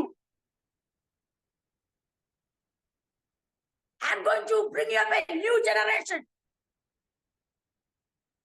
ഞാൻ എല്ലാ പ്രോമിസും നിനക്ക് തരാൻ പോകുക. മോശയുടെ നിസ്വാർത്ഥത വെളിപ്പെടുന്ന സമയമായത്. കലക്കവെള്ളത്തിൽ മീൻ പിടിക്കാൻ മോശ തയ്യാറല്ല. പുര കത്തുമ്പോൾ വാഴ വെട്ടാനും മോശ തയ്യാറല്ല. ഓരോ പ്രതിസന്ധി വരുമ്പോഴാണ് ഓരോരുത്തരുടെ ക്യാരക്ടർ പുറത്ത് വരുന്നത്. നമ്മൾ ഓർക്കും എല്ലാം കലങ്ങി മറിയും. പക്ഷെ അല്ല പ്രിയപ്പെട്ടവരെ, ദൈവ കർത്താവിനോട് ഏകാഗ്രതയുള്ള വിശ്വസ്തതയുള്ളവരുടെ സ്വഭാവം അത് മൂടി വെക്കപ്പെടത്തില്ല. അതൊരു ഫ്രാഗ്രൻസ് ആയി, സൗരഭ്യവാസനയായി അത് പുറത്തു വരിക തന്നെ ചെയ്യും. മോശയുടെ യഥാർത്ഥ സ്വഭാവം പുറത്തു വരിക. മോശ ഈ ജനത്തെ കൊണ്ട് മടുത്തിരിക്കുക, സംശയമൊന്നുമില്ല. പക്ഷെ ദൈവം കൊണ്ട് മോശയുടെ മുമ്പിൽ ഒരു ഓഫർ ഇട്ടപ്പോൾ മോശ ഇങ്ങനെയാണ് പറയുന്നത്, എന്റെ ദൈവം ഒന്നുകൂടെ പറ, എനിക്ക് വയ്യ, ഞാൻ ഇങ്ങനെ ഒരു സമയത്തിന് വേണ്ടി കാത്തിരിക്കുമായിരുന്നു. ഏതായാലും നന്നായി എന്നല്ല മോശ പറയുന്നേ. മോശ ദൈവത്തിന്റെ സന്നിധിയിൽ ഇടപെട്ട് നിൽക്കുകയാണ്. മോശ പറയുന്ന മറുപടി ശ്രദ്ധിച്ചോണം. അതെ, നമ്മൾ അത്ഭുതപ്പെട്ടു. ദൈവത്തെ കൺവിൻസ് ചെയ്യുന്ന മോശ. ദൈവത്തിനെ ഒട്ടും ഇഷ്ടമല്ല, ദൈവത്തെ നമ്മൾ കൺവിൻസ് ചെയ്യേണ്ട കാര്യമില്ല. പക്ഷേ ഇത് ദൈവത്തെ സംബന്ധിച്ച് എന്നറിയോ, ആ വാഗ്ദാനം എനിക്ക് വേണ്ട, എന്നെ വർദ്ധിപ്പിക്കാമെന്നുള്ള വാഗ്ദാനം എനിക്ക് വേണ്ട. കാരണം എന്ന് ചോദിച്ചാൽ എന്തുകൊണ്ടാ? മോശ എക്സ്പ്ലെയിൻ ചെയ്യുക. ക്രോധത്തോടെ, കോപത്തോടെ തേജസ് അവിടെ കൊടുത്തേക്കുവാണ്. എന്താ പറയോ, കാലേബിനെ യോശുവ ഒന്നും ചെയ്യാതെ പ്രൊട്ടക്ട് ചെയ്യാനുള്ള ദൈവത്തിന്റെ ഗ്ലോറി അവിടെ അപ്പിയർ ആയിരിക്കുമ്പോൾ തന്നെ വീണ് കിടക്കുന്ന തന്റെ ഭക്തന്മാരെ തന്റെ തേജസ് കൊണ്ട് പൊതിഞ്ഞ് ദൈവം, ഞാൻ അവരുടെ പക്ഷത്താണ്, ഒരുത്തനും അവന് നേരെ കല്ലെറിയെന്നുള്ള ദൈവത്തിന്റെ തേജസ് കൊണ്ട് അവർക്ക് മറുപടി കൊടുത്തുകൊണ്ട് വാക്കുകൊണ്ട് മോശയോട് സംസാരിക്കുക. എന്താ സംസാരിക്കുന്നേ? ഞാൻ നശിപ്പിക്കാൻ പോകുന്നു, പക്ഷേ ഞാൻ നിന്നെയും നിന്റെ ഭവനത്തെയും വർദ്ധിപ്പിച്ച് വലിയൊരു ജാതിയാക്കാം. മോശയുടെ മറുപടി 13-ാം വാക്യം മുതൽ മോശ യഹോവയോട് പറഞ്ഞത് ഈ ഒരു സ്വഭാവം കാലേബിന്റെ യോശുവയുടെ സ്വഭാവം ആ പ്രത്യേക സ്വഭാവം പോലെ, മോശയുടെ പ്രത്യേക സ്വഭാവം, മോശയുടെ ക്വാളിറ്റി, അതെ, ക്യാരക്ടർ, അതെ, ഇവിടെ വെളിപ്പെടുകയാണ്. ആ സിദ്ധത വെളിപ്പെടുകയാണ്. എന്താണ് ഇവിടെ എഴുതിയിരിക്കുന്നത്? മോശ യഹോവയോട് പറഞ്ഞത്, എന്നാൽ മിസ്രൈമ്യർ അത് കേൾക്കും, നീ ഈ ജനത്തെ അവരുടെ ഇടയിൽ നിന്ന് നിന്റെ ശക്തിയാൽ കൊണ്ടുപോകുന്നുവല്ലോ, അവർ അത് ഈ ദേശനിവാസികളോട് പറയും, യഹോവയായി നീ ഈ ജനത്തിന്റെ മധ്യേ ഉണ്ടെന്ന് അവർ കേട്ടിരിക്കുന്നു.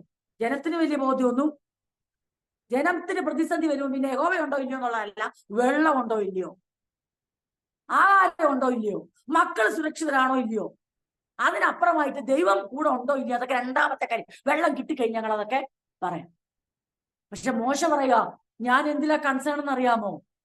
ജാതികൾക്ക് നന്നായിട്ട് അറിയാം നീ ഇപ്പൊ ആരുടെ കൂടാ, നിന്റെ ജനത്തിന്റെ കൂടെയാണെന്ന് നന്നായിട്ട്. നീ ജനത്തിന്റെ മധ്യേ ഉണ്ട്, യഹോവയായ നീ ഈ ജനത്തിന്റെ മധ്യേ ഉണ്ടെന്ന് അവർ കേട്ടിരിക്കുന്നു. യഹോവയായ നിന്നെ ഇവർ കണ്ണാലെ കാണുകയും നിന്റെ മേഘം ഇവർക്ക് മീതെ നിൽക്കുകയും പകൽ മേഘസ്തംഭത്തിലും രാത്രി അഗ്നിസ്തംഭത്തിലും നീ ഇവർക്ക് മുമ്പായി നടക്കുകയും ചെയ്യുന്നുവല്ലോ. നിന്റെ സാന്നിധ്യത്തിന് മാറ്റമില്ല. കേട്ടോണം പ്രിയപ്പെട്ട, ജനത്തിന്റെ സ്വഭാവത്തിനാ മാറ്റം വന്നേക്കുന്നത്. ദൈവത്തിന്റെ വിശ്വസ്തയ്ക്കും സാന്നിധ്യത്തിനും ഒരു മാറ്റവും ഇല്ല. പ്രതിസന്ധികളെ മുന്നിൽ വെച്ചുകൊണ്ട് നാം ദൈവത്തെ വിലയിരുത്തിയാൽ നാം വഞ്ചിക്കപ്പെടും. ദൈവസ്ഥയിൽ നമ്മൾ കുറ്റക്കാരായി തീരും. ദൈവസ്ഥാനത്തെ വിലയിരുത്തിക്കൊണ്ട്, ദൈവസ്ഥാനത്തെ കണക്കിലെടുത്തുകൊണ്ട് പ്രതിസന്ധികളെ വിലയിരുത്തിയാൽ നാം ദൈവത്തിൽ നിന്ന് അംഗീകാരം പ്രാപിക്കും. ഞാൻ ഒന്നുകൂടെ പറയാം, ദൈവസ്ഥാനിധ്യത്തെ മറന്നുകൊണ്ട് നാം പ്രശ്നങ്ങളെയും പ്രതിസന്ധികളെയും അതിന്റെ ആക്കത്തെയും വിലയിരുത്തിയാൽ ദൈവക്രോധത്തിൽ നമ്മൾ ഇരയായിത്തീരും. എന്നാൽ ദൈവസ്ഥാനിധ്യത്തെ ഉറപ്പാക്കിക്കൊണ്ട് നാം പ്രതിസന്ധികളെ കാണുകയാണെങ്കിൽ അത് ദൈവനീതിക്കും അംഗീകാരത്തിന് കാരണമാവും. ഇവരെ ഒരു നിമിഷം എന്തു മറന്നുപോയി? ദൈവസാന്നിധ്യം പാടെ മറന്നുപോയി. എന്നിട്ട് പറയുകയാണ്, മോശ പറയുകയാണ്, ഇവര് മറന്നു, പക്ഷെ എനിക്ക് മറക്കാൻ പറ്റത്തില്ല. പിന്നെ ഇത് അറിയാവുന്ന ആരുണ്ട്? ജാതികളുണ്ട്. യഹോവയായ നിന്നെ ഇവർ കണ്ണാലെ കാണുകയും നിന്റെ മേഘം ഇവർക്കു മീതെ നിൽക്കുകയും പകൽ മേഘസ്തംഭത്തിലും രാത്രി അഗ്നിസ്തംഭത്തിലും നീ ഇവർക്ക് മുമ്പായി നടക്കുകയും ചെയ്യുന്നുവല്ലോ. നീ ഇപ്പോൾ ഈ ജനത്തെയൊക്കെയും ഒരൊറ്റ മനുഷ്യനെ പോലെ കൊന്നുകളഞ്ഞാൽ, അപ്പൊ അതിന്റെ ആ ഭാഗം ശ്രദ്ധിച്ചേ, ഇത്രയും ലക്ഷക്കണക്കിന് ജനത്തിനെ ദൈവത്തിന് എങ്ങനെ കൊല്ലാൻ പറ്റും? ഒരു മനുഷ്യനെ കൊല്ലുന്ന ലാഘവത്തോടെ ഒരൊറ്റ മനുഷ്യനെ പോലെ കൊന്നുകളഞ്ഞാൽ നിന്റെ കീർത്തി കേട്ടിരിക്കുന്ന ജാതികൾ ഈ ജനത്തോട് സത്യം ചെയ്ത ദേശത്തേക്ക് അവരെ കൊണ്ടുപോവാൻ യഹോവയ്ക്ക് കഴിയായതുകൊണ്ട് അവൻ അവരെ മരുഭൂമിയിൽ വെച്ച് കൊന്നുകളഞ്ഞു എന്ന് പറയും. ക്രോധത്തോടെ നിൽക്കുന്ന യഹോവയായ ദൈവത്തോട് മോശ പറയുക, എനിക്കറിയാം യഹോവയായ ദൈവമേ, നിന്റെ മനസ്സിൽ ഇപ്പം ഒരൊറ്റ മനുഷ്യനെ പോലെ ഈ ജനത്തെ നശിപ്പിക്കണമെന്ന് മാത്രമേ ഉള്ളൂ. കാരണം നിന്നെ നിരസിച്ച, നിന്നിൽ വിശ്വസിക്കാതിരിക്കുന്ന ഈ ജനത്തോട് ഇനി എന്തിനിടപെടണം എന്നുള്ള ഒറ്റ ചിന്തയിൽ നീ തീരുമാനമെടുക്കുമ്പോൾ നീ അവരെ മാത്രം ഓർത്താ പോരാ, പിന്നെയോ നീ ഈ ജനത്തെ മിസ്രയീമിൽ അത്ഭുതങ്ങളാലും അടയാളങ്ങളാലും വീരപ്രവർത്തനാലും പുറപ്പെടുവിച്ചുകൊണ്ട് വന്ന് ചെങ്കടലിൽ മിസ്രയീമ്യർക്കുള്ള ന്യായവിധി നടത്തിയ നിന്റെ മഹത്വം അവിടെ വെളിപ്പെട്ടിട്ടുണ്ട്. ഇവർ മറന്നുപോയാൽ അവരത് ഓർത്തിരിപ്പുണ്ട്. അങ്ങനെ ആ മഹത്വം അവരുടെ മുമ്പിൽ വെളിപ്പെട്ടിരിക്കുമ്പോൾ ഇവരെ നീ ഒന്നിച്ചൊറ്റയ്ക്ക് ഒരൊറ്റ സമയത്ത് ഒന്നിച്ച് മഹാമാരിയാൽ നീ ദണ്ഡിപ്പിച്ച് കളഞ്ഞാൽ അവർ പറയും, നിനക്ക് ഇവരെ അക്കരെ ദേശത്ത് കനാൻ ദേശത്ത് കൊണ്ട് എത്തിക്കാൻ പ്രാപ്തിയില്ലാത്തത് കൊണ്ട്, കഴിവില്ലാത്തത് കൊണ്ട്. അങ്ങനെ ഇവിടെ എഴുതിയിരിക്കുന്നത് എങ്ങനെയാണ് അവിടെ എഴുതിയിരിക്കുന്നത്? യഹോവയ്ക്ക് കഴിയായിക കൊണ്ട് അവൻ അവരെ മരുഭൂമിയിൽ വെച്ച് കൊന്നു കളയുമെന്ന് പറയും. അത് കേൾക്കാൻ എനിക്ക് ഒരിക്കലും പറ്റത്തില്ല. ദൈവമേ, ദൈവത്തിന് കഴിയാത്ത കൊണ്ട് ദൈവം അവരെ എല്ലാവരെയും നശിപ്പിച്ചു എന്ന് അവർ പറയും. യഹോവ ദീർഘക്ഷമയും മഹാദയുള്ളവൻ, അകൃത്യവും ലംഘനവും ക്ഷമിക്കുന്നവൻ, കുറ്റക്കാരനെ. രണ്ട് കാര്യവും പറഞ്ഞു. ദൈവത്തിന്റെ മുന്നിലോട്ട് മോശ എന്ത് ചെയ്തു? ജാതികൾ ഇതിനെ എങ്ങനെ കാണുമെന്നും ദൈവത്തിന്റെ മാറ്റമില്ലാത്ത നിത്യ സ്വഭാവത്തെ കൊണ്ട് മുമ്പിൽ വെച്ചു. നീ ദീർഘക്ഷമയും മഹാദയുള്ളവൻ, അകൃത്യവും ലംഘനവും ക്ഷമിക്കുന്നവൻ, കുറ്റക്കാരനെ വെറുതെ വിടാതെ പിതാക്കന്മാരുടെ അകൃത്യം മൂന്നാമത്തെയും നാലാമത്തെയും തലമുറയോളം മക്കളുടെ മേൽ സന്ദർശിക്കുന്നവൻ എന്നിങ്ങനെ നീ അരുളി ചെയ്തതുപോലെ കർത്താവേ, ഇപ്പോൾ നിന്റെ ശക്തി വലുതായിരിക്കണമേ. നിന്റെ മഹാദയക്ക് തക്കവണ്ണം മിസ്രയീം മുതൽ ഇവിടെ വരെ ഈ ജനത്തോട് നീ ക്ഷമിച്ചു വന്നതുപോലെ ഈ ജനത്തിന്റെ അകൃത്യം ക്ഷമിക്കണമേ. മറുപടി അതിനെ യഹോവ അരുളി ചെയ്തത്, നിന്റെ അപേക്ഷ പ്രകാരം ഞാൻ ക്ഷമിച്ചു. ദൈവക്രോധത്തെ ശമിപ്പിക്കത്തക്ക രീതിയിൽ മോശയുടെ നിന്നു. സ്വാർത്ഥതയില്ലാത്തവർക്ക് മാത്രമേ അതിന് കഴിയത്തുള്ളൂ. ജനം മൊത്തവും ഞാനും എന്റെ കുടുംബവും എന്റെ മൃഗസമ്പത്തും. മോശയോ, ഞാനും എന്റെ കുടുംബം യഹോവയെ സേവിക്കും. അത് യോശുവ മോശയ്ക്കും എല്ലാം അതിന് മാറ്റമില്ല. പക്ഷെ ഒരു പ്രതിസന്ധി വരുമ്പോൾ ഞാനും എന്റെ കുടുംബവും എന്നുള്ള സ്വാർത്ഥതയല്ല അവർക്കുള്ളത്. പിന്നെയോ, ദൈവത്തിന്റെ നാമം ദുഷിക്കപ്പെടുന്ന ഒരു പ്രവൃത്തി ഞങ്ങളിൽ നിന്നുണ്ടാകരുത്. ജാതികളുടെ ഇടയിൽ ദൈവത്തിന്റെ നാമത്തിന് കളങ്കം വരുത്തുന്ന ഒരു കേൾവിയും കേൾക്കാൻ പാടില്ല. ദൈവമേ, നീ ദീർഘക്ഷമയും മഹാദയുള്ളവനാ. ഓ, ദൈവത്തോട് തന്നെ ദൈവത്തിന്റെ സ്വഭാവത്തെ പറ എന്ന് നീ തന്നെ അരുളി ചെയ്തേ. ദൈവം തന്നെ അരുളി ചെയ്ത കാര്യം ദൈവത്തെ ഓർപ്പിച്ചുണർത്തി ദൈവത്തിന്റെ കോപത്തെ ശമിപ്പിച്ച് ഒരൊറ്റ മനുഷ്യനെ കൊല്ലുന്ന പോലെ മരുഭൂമിയിലെ സഭയെ മുഴുവൻ കൊന്നുകളയാൻ തീരുമാനമെടുത്ത ദൈവത്തിന്റെ തീരുമാനം മോശ ഇടവിൽ നിന്ന് പ്രാർത്ഥിക്കുകയും മാറ്റുകയും ചെയ്തു. പക്ഷേ നമ്മുടെ കൺക്ലൂഷനിലേക്ക് നമ്മൾ വരിക, അതുകൊണ്ട് ഇടവിൽ നിന്ന് പ്രാർത്ഥിച്ച് ദൈവം അവരോട് ക്ഷമിച്ചു, അല്ലെങ്കിൽ ഞാൻ കോപത്തെ, ഈ തീരുമാനത്തെ മാറ്റി. പക്ഷേ പുതിയ തീരുമാനങ്ങൾ ഉണ്ടായി. ഒറ്റ മനുഷ്യനെ പോലെ മരുഭൂമിയിൽ കൊന്നുകളയത്തില്ല, പക്ഷേ ഒറ്റ മനുഷ്യനെ പോലെ ഒന്നിച്ചു കൊല്ലത്തില്ല, ഓരോരുത്തരായി കൊല്ലും. അതെന്താ അങ്ങനെ? ഒറ്റ ദിവസം കൊണ്ട് ഒറ്റ മനുഷ്യനെ പോലെ 10-30 ലക്ഷം ജനമുണ്ട്. അതിൽ 20 വയസ്സിന് മുകളിലോട്ടുള്ള എല്ലാവരെയും കൊന്നുകളഞ്ഞാൽ ആ വാർത്ത വലിയൊരു വാർത്തയാണ്. പക്ഷേ ഈ ജനത്തോടുള്ള ദൈവത്തെ നിരസിക്കുന്ന, ദൈവത്തിനെതിരെ പിറുപിറുക്കുന്ന, ദൈവ പ്രതിസന്ധികളെ വലുതായി കാണുകയും ദൈവത്തെ ചെറുതായി കാണുന്ന, അനാക്യ മല്ലന്റെ മുമ്പിൽ യഹോവയായ ദൈവം ഏതുമില്ലെന്ന് കരുതുന്നതിനുള്ള ദൈവത്തിന്റെ പ്രതികാര തീരുമാനം അത് ഇവിടെ വെളിപ്പെടുത്തുന്നുണ്ട്. പക്ഷേ മോശ ഇടവിൽ നിന്ന് പ്രാർത്ഥിച്ചത് കൊണ്ട് ദൈവത്തിന്റെ ക്രോധാഗ്നിയിൽ നിന്ന് അവർ തൽക്കാലം രക്ഷപ്പെട്ടു. ദൈവം ക്ഷമിച്ചു എന്നുള്ള സത്യമാ. പക്ഷെ ഇങ്ങനെ പറയുന്നു 21-ാം വാക്യം, എങ്കിലും എന്നാണ് എന്ന് വെച്ചാൽ കർത്താവ് ആണയിട്ട് പറയാ, ഭൂമിയെല്ലാം യഹോവയുടെ തേജസ് കൊണ്ട് നിറഞ്ഞിരിക്കും. എന്റെ തേജസ്സും മിസ്രയീമിലും മരുഭൂമിയിലും വെച്ച് ഞാൻ ചെയ്ത അടയാളങ്ങൾ കണ്ടുള്ള പുരുഷന്മാർ എല്ലാവരും ഇപ്പോൾ 10 പ്രാവശ്യം എന്നെ പരീക്ഷിക്കുകയും എന്റെ വാക്ക് കൂട്ടാക്കാതിരിക്കുകയും ചെയ്തത് കൊണ്ട് അവരുടെ പിതാക്കന്മാരോട് ഞാൻ സത്യം ചെയ്തിട്ടുള്ള ദേശം അവർ കാണുകയില്ല. എന്റെ ദാസ് എന്നിട്ട് അവർ കാണുകയില്ല. എന്നെ നിരസിച്ചവർ ആരും അത് കാണുകയില്ല. ഇവിടെ എടുത്തു പറഞ്ഞൊരു കാര്യം ദൈവമക്കൾ ശ്രദ്ധിച്ചോ? 10 പ്രാവശ്യം എന്നെ പരീക്ഷിച്ചു. ആരും വിചാരിച്ചില്ല ദൈവം ഇതെല്ലാം കൂടെ ഓർത്ത് വെക്കുമെന്ന്. ഞാൻ കഴിഞ്ഞ ആഴ്ച വന്നപ്പോ ഒരു കാര്യം പറഞ്ഞു, ദൈവം ഓർക്കത്തില്ലായിരുന്നു എപ്പോൾ? മനസ്സാന്തരപ്പെട്ടിരുന്നെങ്കിൽ. മനസ്താന്തരപ്പെടുന്നവന്റെ പാപം ദൈവം ഓർപ്പിക്കത്തില്ല, പിശാച് വേണേ ഓർപ്പിക്കും, മറ്റാരിലൊക്കെ പറയോ ഞങ്ങൾക്കറിയാം നീ 10 പ്രാവശ്യം ദൈവത്തെ പരീക്ഷിച്ചല്ലേ എന്ന് പറയും. പക്ഷെ ദൈവം ആ ഭാഗം പിന്നെ എടുക്കത്തെ. ഇതെന്താ ദൈവം ഓർക്കാൻ കാര്യം? ദൈവത്തെ പരീക്ഷിച്ച ഇസ്രായേൽ ജനത്തിന് ഞങ്ങൾ 10 പരീക്ഷിച്ചു, എപ്പം പരീക്ഷിച്ചു ഒന്നും ഓർക്കാൻ അറിയത്തില്ല. പക്ഷെ കർത്താവ് വ്യക്തമായി കണക്ക് സഹിതം പറയുകയാണ്. 10 ബാധയെ കുറിച്ച് നമുക്കറിയാം അല്ലേ? 10 ബാധയെ അയച്ചു. ആ 10 ബാധയിൽ ഞങ്ങളെ വിടുവിച്ചു. ഓ, അത് പറയാൻ ഇവർക്ക് ഭയങ്കര തീഷ്ണതയാ. പക്ഷെ ദൈവം പറഞ്ഞ കേട്ടോ, എല്ലാവരും അടയാളം കണ്ടിട്ടുള്ള പുരുഷന്മാർ എല്ലാവരും ഇപ്പോഴൂടെ കൂട്ടിയാണേ. ഇപ്പോൾ 10 പ്രാവശ്യം എന്നെ പരീക്ഷിക്കുകയും എന്റെ വാക്ക് കൂട്ടാക്കാതിരിക്കുകയും ചെയ്തത് കൊണ്ട് എന്റെ തീരുമാനമില്ല. ഞാൻ ഇനി കൺക്ലൂഡ് ചെയ്ത് പറയുകയാണ്, സമയം ഇവിടെ തീരുകയാണല്ലോ. എന്താണ് ദൈവം നമ്മുടെ പാപങ്ങളെ എപ്പോഴാണ് ഇങ്ങനെ ഓർത്തു പറയുന്നത്? നമുക്കറിയാം. കാരണം ഹൃദയം കൊണ്ട് തിരിഞ്ഞ് ദൈവത്തിന്റെ സനിൽ കവുണ്ണു വീണിരുന്നെങ്കിൽ ഇപ്പോഴിവിടെ കവുണ്ണു വീണ് കിടക്കുന്ന ആരാ? മോശയും കാലേബ് യോശുവ. ദൈവത്തിന് വേണ്ടി നിന്നവരിപ്പോഴും കവുണ്ണു കിടക്കുക, ദൈവത്തെ നിരസിച്ചവരിപ്പോഴും എവിടെ നിൽക്കുക. പിന്നെ ദൈവം ഓർക്കാതിരിക്കുവോ? ആരുടെ പാപങ്ങളാണ് ദൈവം ഓർക്കാത്തെ? ആര് ചെയ്ത തെറ്റുകൾ ദൈവം ക്ഷമിക്കുന്നേ? ദൈവസ്ഥൽ കവുണ്ണു വീണ്ടുകൊണ്ട് ദൈവത്തിലേക്ക് എനിക്ക് മടങ്ങി വരണമെന്ന് ആത്മാർത്ഥമായി നിലവിളിക്കുന്നവന്റെ സകല പാപങ്ങളെ ക്ഷമിച്ച് അവനോട് അതെ നീതി പ്രവർത്തിക്കുന്ന ദൈവമാണ് നമ്മുടെ ദൈവം. പക്ഷെ ഇവിടെ ഇപ്പോഴും മരുഭൂമിയിലെ സഭയിൽ എന്താണ് സംഭവിക്കുന്നത്? ആരാണ് ഇവിടെ നിവർന്നു നിൽക്കുന്നത്?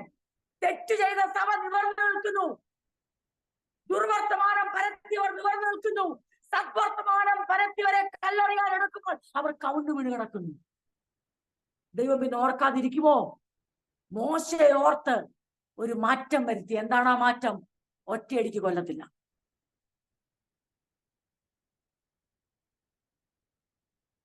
29 വാക്യം. 29 ഇപ്പൊ പറഞ്ഞ വാക്യത്തിൽ ഉടൻ തന്നെ ഞാൻ പറഞ്ഞല്ലോ, പ്രത്യേക സ്വഭാവമുള്ള ഇങ്ങനെ ഇടയ്ക്കിടയ്ക്ക് പറയും. 24 എന്റെ ദാസനായ കാലേബോ, എന്റെ ദാസനായ കാലേബോ. ഗോത്രമല്ല ഇവിടുത്തെ വിഷയം, മിടുക്കല്ല ഇവിടുത്തെ വിഷയം, പ്രായമല്ല ഇവിടുത്തെ വിഷയം, ആരോഗ്യമല്ല ഇവിടുത്തെ വിഷയം, സൗന്ദര്യമല്ല ഇവിടുത്തെ വിഷയം, അതെ കുടുംബ പശ്ചാത്തലമല്ല ഇവിടുത്തെ വിഷയം. അവിടുത്തെ വിഷയം എന്റെ ദാസനായ കാലേബോ, അവന് വേറൊരു സ്വഭാവമുള്ളത് കൊണ്ടും എന്നെ പൂർണ്ണമായി അനുസരിച്ചത് കൊണ്ടും അവൻ പോയിരുന്ന ദേശത്തേക്ക് ഞാൻ അവനെ എത്തിക്കും, അവന്റെ സന്തതി അത് കൈവശമാക്കും. എന്നിട്ട് ദൈവം ഓർഡർ ഇടുകയാണ്. 25 വാക്യം ഓർഡർ ഇടുക, എല്ലാവരും മടങ്ങിപ്പോവാം. നിങ്ങൾ നാളെ ചെങ്കടലിലേക്കുള്ള വഴിയായി മരുഭൂമിയിലേക്ക് മടങ്ങിപ്പോകുന്നു. തിരിക്കാൻ പറയാം. അവര് മടങ്ങിപ്പാന്ന് പറഞ്ഞു, അത് നടന്നില്ല. ദൈവം പറഞ്ഞു ഇനി നിങ്ങൾ തിരിയാൻ പോകും. എന്താ അത് ചെയ്യാൻ കാര്യം എന്ന് ചോദിച്ചാൽ 29 വാക്യത്തിൽ ഇങ്ങനെ പറയുന്നത്, വീണ്ടും ഈ മരുഭൂമിയിൽ നിങ്ങളുടെ ശവം വീഴും. യെഫുന്നെയുടെ മകൻ കാലേബും നൂന്റെ മകൻ യോശുവ ഒഴികെ 20 വയസ്സ് മുതൽ മേലോട്ട് എണ്ണപ്പെട്ടവരായി എന്റെ നേരെ പിറുപിറുത്തവരായ നിങ്ങളുടെ എണ്ണത്തിൽ ആരും ഞാൻ നിങ്ങളെ പാർപ്പിക്കുമെന്ന് സത്യം ചെയ്തിട്ടുള്ള ദേശത്ത് കടക്കുകയില്ല. ഞാൻ കഴിഞ്ഞ ആഴ്ച നിങ്ങളോടൊരു കാര്യം പറഞ്ഞിരുന്നു. മക്കളെ കുറിച്ച് അവരെ ഭാരപ്പെട്ടു, മക്കള് പോകുമെന്ന്. പക്ഷെ മക്കളെ കുറിച്ചുള്ള ദൂത് കേൾക്കണോ? അതാണ് 31 വാക്യം. എന്നാൽ കൊള്ളയായി പോകുമെന്ന് നിങ്ങൾ പറഞ്ഞിട്ടുള്ള നിങ്ങളുടെ കുഞ്ഞുകുട്ടികളെ ഞാൻ അതിൽ കടക്കുമാറാണ്. നിങ്ങൾ ആരെ? ഈ കുഞ്ഞുങ്ങൾ ഈ മരുഭൂമിയിൽ പട്ടുപോകുന്നല്ലേ നിങ്ങൾ ഭയപ്പെട്ടെ? നിങ്ങളുടെ കുഞ്ഞുങ്ങൾ തീർന്നു പോകുന്നല്ലേ നിങ്ങൾ ഭയപ്പെട്ടെ? പക്ഷെ നിങ്ങളൊരു കാര്യം ഓർത്തണം, പിറുപിറുത്ത നിങ്ങൾ ഇവിടെ വീണുപോകും. 20 വയസ്സിന് താഴോട്ടുള്ള ഒരൊറ്റ കുഞ്ഞിവിടെ വീഴുവാൻ ഞാൻ സമ്മതിക്കത്തില്ല. നിങ്ങൾ കൊള്ളയായി പോകുമെന്ന് പറഞ്ഞ നിങ്ങളുടെ തലമുറയെ ഞാൻ ഈ കനാൻ ദേശത്ത് കടക്കുമാറാക്കും. ഒരു വാക്യം കൂടെ 34. എന്തുകൊണ്ട് ഈ ഭാഗം നിങ്ങൾക്ക് അറിയാമോ ഇല്ലെന്ന് എനിക്കറിയില്ല. എന്തുകൊണ്ട് ഇസ്രായേൽ മക്കൾക്ക് 40 സംവത്സരം മരുഭൂയാത്രയുണ്ടായി? വാസ്തുവിൽ 40 സംവത്സരം നടത്താൻ ദൈവത്തിന് പ്ലാൻ ഉണ്ടായിരുന്നോ? ഇല്ല. ഏകദേശം ഇങ്ങനെയാണ് എഴുതിയിരിക്കുന്നത്. 10-ാം അധ്യായം അതിന്റെ 11ഉം 12ഉം വായിക്കുമ്പോൾ ഇങ്ങനെ എഴുതിയിരിക്കുന്നത്, അനന്തരം 2-ാം സംവത്സരം 2-ാം മാസം 20-ാം തീയതി മേഘം സാക്ഷ്യനിവാസത്തിൽ പൊങ്ങി. അപ്പോൾ ഇസ്രായേൽ മക്കൾ സീനായി മരുഭൂമിയിൽ യാത്ര പുറപ്പെട്ടു. മേഘം പാരാൻ മരുഭൂമിയിൽ വന്നു നിന്നു. അതിന്റെ അർത്ഥം എന്താണെന്നറിയാവോ? ഇസ്രായേൽ മക്കൾ മിസ്രൈമിൽ നിന്ന് പുറപ്പെട്ടിട്ട് 2-ാം വർഷമായപ്പോൾ അവർ എവിടെ എത്തി? പാരാൻ മരുഭൂമിയിൽ എത്തി. അവിടെ നിന്നാണ് ഈ ഒറ്റ നോക്കാൻ അയച്ചത്. അല്ല 40 വർഷം അവരെ കറക്കാൻ ഒരു പ്ലാനും ദൈവത്തിന്. കാരണം എന്താണെന്നറിയാം ദൈവമക്കളെ, ഈജിപ്റ്റും ഇസ്രായേലും വളരെ അടുത്തുള്ള രാജ്യമാണ്. ഈജിപ്റ്റും ഇസ്രായേലും അയൽ രാജ്യങ്ങളാണ്, തൊട്ടടുത്തുള്ള രാജ്യങ്ങളാണ്. 2-ാം വർഷം അവരെന്റെ അരികത്തെത്തി. 40 വർഷം അവർ മരുഭൂമിയിൽ ഉഴലുന്നതിന്റെ കാരണം കേട്ടോണം. 34-ാം വാക്യം. ദേശം, നിങ്ങളിൽ കുറച്ചു പേർക്കെങ്കിലും ഇത് അറിയാമായിരിക്കും. ദേശം ഒറ്റുനോക്കിയ 40 ദിവസത്തിന്റെ എണ്ണത്തിനൊത്തവണ്ണം. അതെന്താ? 40 ദിവസം കൊണ്ടാണ് ഇവര് ദേശം ഒറ്റുനോക്കാൻ ഈ 12 പ്രഭുക്കന്മാരും പോയിട്ട് വന്നത്. 40 ദിവസം എടുത്തേ. 40 ദിവസത്തിന്റെ എണ്ണത്തിനൊത്തവണ്ണം ഒരു ദിവസത്തിന് 1 വർഷം, 1 സംവത്സരം വീതം 40 സംവത്സരം നിങ്ങൾ നിങ്ങളുടെ അകൃത്യങ്ങൾ വഹിച്ച് എന്റെ അകൽച്ച അറിയും. ഇതാണ് പണിഷ്മെന്റ്. ഞാൻ പലപ്പോഴും അത് ഓർക്കാതെ പോയിട്ടുണ്ട്. കാരണം ഞാൻ അറിയാമെങ്കിലും ചില സമയത്ത് 40 വർഷം ദൈവം നടത്തി എന്ന് ഓർക്കുമ്പോൾ വാസ്തവത്തിൽ 40 വർഷം എന്നുള്ളത് ഡിസിപ്ലിൻ അല്ല, പണിഷ്മെന്റ്. ഡിസിപ്ലിൻ എന്തായിരുന്നു? ആദ്യത്തെ 2 അല്ലെങ്കിൽ 3 വർഷത്തിനുള്ളിൽ ഇവരെ ശിക്ഷണം കൊടുത്ത്, ഡിസിപ്ലിൻ കൊടുത്ത് എവിടെ എത്തിക്കണം? കനാൻ ദേശത്ത് എത്തിക്കണം. 40 വർഷം ഡിസിപ്ലിൻ അല്ല, പിന്നെന്തുവാ? ശിക്ഷണമല്ല, ശിക്ഷയായിരുന്നു. അപ്പോൾ നമ്മുടെ സമയം മുന്നോട്ട് പോയിട്ട് നിർത്തണ്ടേ നമുക്ക്? ദൈവമക്കളെ, ക്രിസ്തുയേശുവിന്റെ സഭയെ നമുക്ക് ശിക്ഷയുടെ 40 വർഷത്തെ കറക്കമാണോ വേണ്ടേ? ശിക്ഷണത്തിന്റെ ചുരുക്കം വർഷങ്ങളുടെ കറക്കമാണോ വേണ്ടേ? ദൈവം അവരെ മരുഭൂമിയിലൂടെ നടത്തി ചുറ്റിച്ചു, പക്ഷെ അത് ശിക്ഷയല്ലായിരുന്നു, ശിക്ഷണമായിരുന്നു. ചെങ്കടലിലൂടെ നടത്തി, ശിക്ഷയല്ലായിരുന്നു, ശിക്ഷണമായിരുന്നു. പാറയുടെ മുമ്പിൽ കൊണ്ട് നിർത്തി, മാറയുടെ മുമ്പിൽ കൊണ്ട് നിർത്തി, ശിക്ഷയല്ലായിരുന്നു, ശിക്ഷണമായിരുന്നു. പണിഷ്മെന്റ് അല്ലായിരുന്നു, ഡിസിപ്ലിൻ ആയിരുന്നു. പക്ഷെ പണിഷ്മെന്റ് ആണ് എന്ത്? 40 വർഷം, 40 ദിവസം ജനം പ്രഭുക്കന്മാർ ഒറ്റുനോക്കി. ഒരു ദിവസത്തിന് 1 വർഷം വെച്ച് കണക്കിട്ടു. 40 വർഷം നിങ്ങൾ നിങ്ങളുടെ അകൃത്യങ്ങൾ കേട്ടോണം. കർത്താവിന്റെ നാമം വഹിച്ച് മരുഭൂമിയിൽ യാത്ര ചെയ്യുന്ന ജനം ഇനിയിപ്പോ വഹിക്കാൻ പോകുന്നത് എന്തുവാ? നിങ്ങളുടെ അകൃത്യങ്ങൾ വഹിച്ച് എന്റെ അകൽച്ച അറിയും. എനിക്ക് വിരോധമായി കൂട്ടം കൂടിയ ഈ ദുഷ്ട സഭ. അങ്ങനെ ഇതാ മരുഭൂമിയിലെ സഭയ്ക്ക് ദൈവമായിട്ട് ഒരു പേര് കൊടുക്കുന്നു. ദുഷ്ട സഭയോട് ഞാൻ ഇങ്ങനെ ചെയ്യും. ഈ മരുഭൂമിയിൽ അവർ ഒടുങ്ങും. ഇവിടെ അവർ മരിക്കുമെന്ന് യഹോവ ഞാൻ കൽപ്പിച്ചിരിക്കുന്നു. ദേശം ഒറ്റുനോക്കുവാൻ മോശ അയച്ചവരും മടങ്ങി വന്ന് ദേശത്തെ കുറിച്ച് ദുർവർത്തമാനം പറഞ്ഞ സഭ മുഴുവനും അവന് വിരോധമായി പിറുപിറുപ്പാൻ സംഗതി വരുത്തിയവരും ദേശത്തെ കുറിച്ച് ദുർവർത്തമാനം പറഞ്ഞവരുമായ പുരുഷന്മാർ യഹോവയുടെ മുമ്പാകെ ഒരു ബാധ കൊണ്ട് മരിച്ചു. അതെന്താ? പെട്ടെന്നൊരു സംഭവം അവിടെ നടന്നു. ബാക്കി 10 പ്രഭുക്കന്മാരും അവിടെ കൊല്ലപ്പെട്ടു. ഉടനടി മുഴുവൻ ജനത്തെ കൊന്നില്ല. എന്നാൽ ദേശം ഒറ്റുനോക്കാൻ പോയ പുരുഷന്മാരിൽ നൂൻ ഇടയ്ക്കിടയ്ക്ക് ഇതൊക്കെ ചേർക്കും. നൂന്റെ മകൻ യോശുവയും യെഫുന്നയുടെ പുത്രൻ കാലേബും മരിച്ചില്ല. 12 പ്രഭുക്കന്മാർ പോയില്ലേ? അതിൽ 10 പ്രഭുക്കന്മാരും കൊല്ലപ്പെട്ടു. 2 പ്രഭുക്കന്മാരായ മോശയും കാലേബും ഒഴികെ. പിന്നെ മോശ ഈ വാക്കുകൾ ഇസ്രായേൽ മക്കളോടൊക്കെയും പറഞ്ഞു. ജനം ഏറ്റവും ദുഃഖിച്ചു. എന്റെ വാക്കുകൾ ഇവിടെ നിർത്തുകയാണ്. എന്റെ പ്രിയരെ, ഈ ഭാഗം പറഞ്ഞ് നിങ്ങൾ തെറ്റിദ്ധരിക്കരുത്. നമ്മളെ ഭയപ്പെടുത്താനോ പുതിയ നിയമസഭയ്ക്ക് ഭീഷണിയായിട്ട് പറഞ്ഞതല്ല, പുതിയ നിയമസഭയ്ക്ക് വാണിംഗ് ആയിട്ട് പറഞ്ഞതാ. പുതിയ നിയമസഭയെ ഭീഷണിപ്പെടുത്തുകയല്ല, കർത്താവിന്റെ സഭയെ വിറപ്പിക്കാനല്ല, ഭയപ്പെടുത്താനോ ഭീഷണിപ്പെടുത്താനോ അല്ല നമ്മൾ ഈ 2ാം ഭാഗം ചിന്തിച്ചത്. ഈ 2ാം ഭാഗം ചിന്തിച്ചതിന്റെ പിന്നിൽ ഒരൊറ്റ ഉദ്ദേശമേ ഉള്ളൂ. അപ്പോസ്തലനായ പൗലോസ് കൊരിന്ത്യ സഭയോട് പറഞ്ഞ ഉദ്ദേശം, എന്നാൽ സഹോദരന്മാരെ, നമുക്കൊരു ദൃഷ്ടാന്തമായി ഭവിച്ചു, നിങ്ങൾ അവരെ പോലെ ആകരുത്. ഇന്ന് രാത്രി ദൈവത്തിന്റെ സ്നേഹത്തിന്റെ ദീർഘക്ഷമയുടെ ആഴ രുചിച്ചറിഞ്ഞ ഓരോരുത്തരും നമുക്കൊന്ന് നമ്മളെ തന്നെ സമർപ്പിക്കാം. നമുക്കിങ്ങനെ പ്രാർത്ഥിക്കാം. അങ്ങ് ദീർഘക്ഷമയും മഹാദയുള്ളവനാ, എന്നാൽ അതേ സമയത്ത് തന്നെ അകൃത്യങ്ങളെ കണക്കിടുകയും ചെയ്യുന്നവനാ. ആരുടെ അകൃത്യങ്ങളെ കണക്കിടാത്തെ? ദൈവസന്നിധിയിൽ മനം തിരിഞ്ഞുകൊണ്ട്, പൂർണ്ണമായും ദൈവത്തിങ്കിലേക്ക് തിരിഞ്ഞുകൊണ്ട് ദൈവത്തിൽ കവുണ്ടു വീഴുന്നവനെ അവന്റെ അകൃത്യങ്ങളെ ദൈവം ഓർക്കത്തില്ല. ഇതാ പുത്രനിലൂടെ നമുക്ക് തന്നിരിക്കുന്ന രക്ഷയെക്കുറിച്ച് നമ്മൾ ആഴമായി അത് അനുഭവിക്കുന്നവരും ആനന്ദിക്കുന്നവരുമാണ്. നമ്മുടെ പാപങ്ങൾ എങ്ങനെ ക്ഷമിക്കപ്പെട്ടെന്ന് നമുക്ക് നന്നായിട്ട് അറിയാം. നമ്മുടെ അകൃത്യങ്ങൾ എങ്ങനെ മോചിക്കപ്പെട്ടെന്ന് നമുക്കറിയാം. ഇസ്രായേൽ മക്കളെ സംബന്ധിച്ച് ദൈവം വിളിച്ചു വേർതിരിച്ച, തന്റെ നാമം വിളിക്കപ്പെട്ട തന്റെ ജനം, ദൈവത്തിന്റെ മരുഭൂമിയിലെ സഭ ദുഷ്ടസഭയായി മാറാനുള്ള കാര്യം പ്രധാനമായും ദൈവം പറയുന്നു, ഇതൂടെ കൂട്ടി 10 പ്രാവശ്യം അവർ എന്നെ പരീക്ഷിച്ചു. പ്രിയപ്പെട്ട, നമുക്ക് വല്ല ഓർമ്മയോ ബോധമോ ഉണ്ടോ നമ്മുടെ വാക്കുകളെ വ്യക്തമായി ശ്രവിക്കുന്ന ഒരു ദൈവം ഉണ്ടെന്ന്? അവന്റെ പ്രവൃത്തികളെ അനുഭവിക്കുന്ന തന്റെ മക്കൾക്ക് ബോധമുണ്ട്. ഉണ്ടോ ആ വിഷയത്തിൽ? മോശ പറയുന്നു, മിസ്രൈമ്യർക്ക് അറിയാം, ജാതികൾക്ക് അറിയാം, യഹോവയായ ദൈവം ആരുടെ കൂടെ?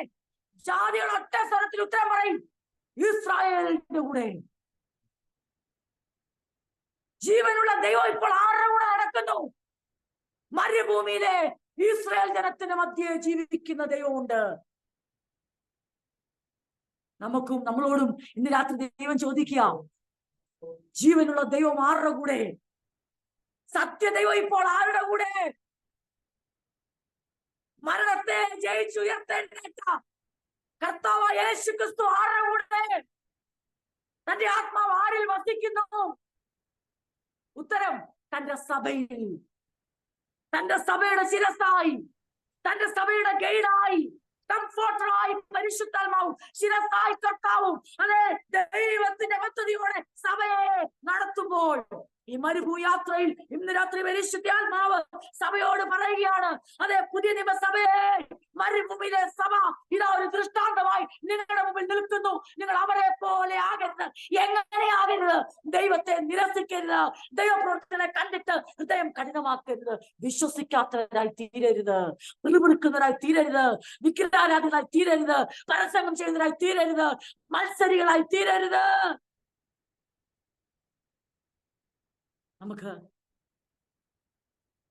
പ്രതിസന്ധികളെ നേരിടുവാൻ നമ്മളെ സജ്ജരാക്കുന്ന ദൈവം നമ്മുടെ ദൈവം.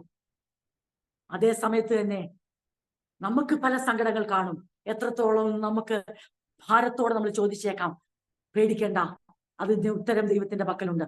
പക്ഷെ ദൈവം എത്രത്തോളം നമ്മളോട് ചോദിപ്പാൻ, ഞാൻ ഇനി എന്ത് അത്ഭുതം ചെയ്താലാ നിങ്ങൾ ബലപ്പെടുന്നേ?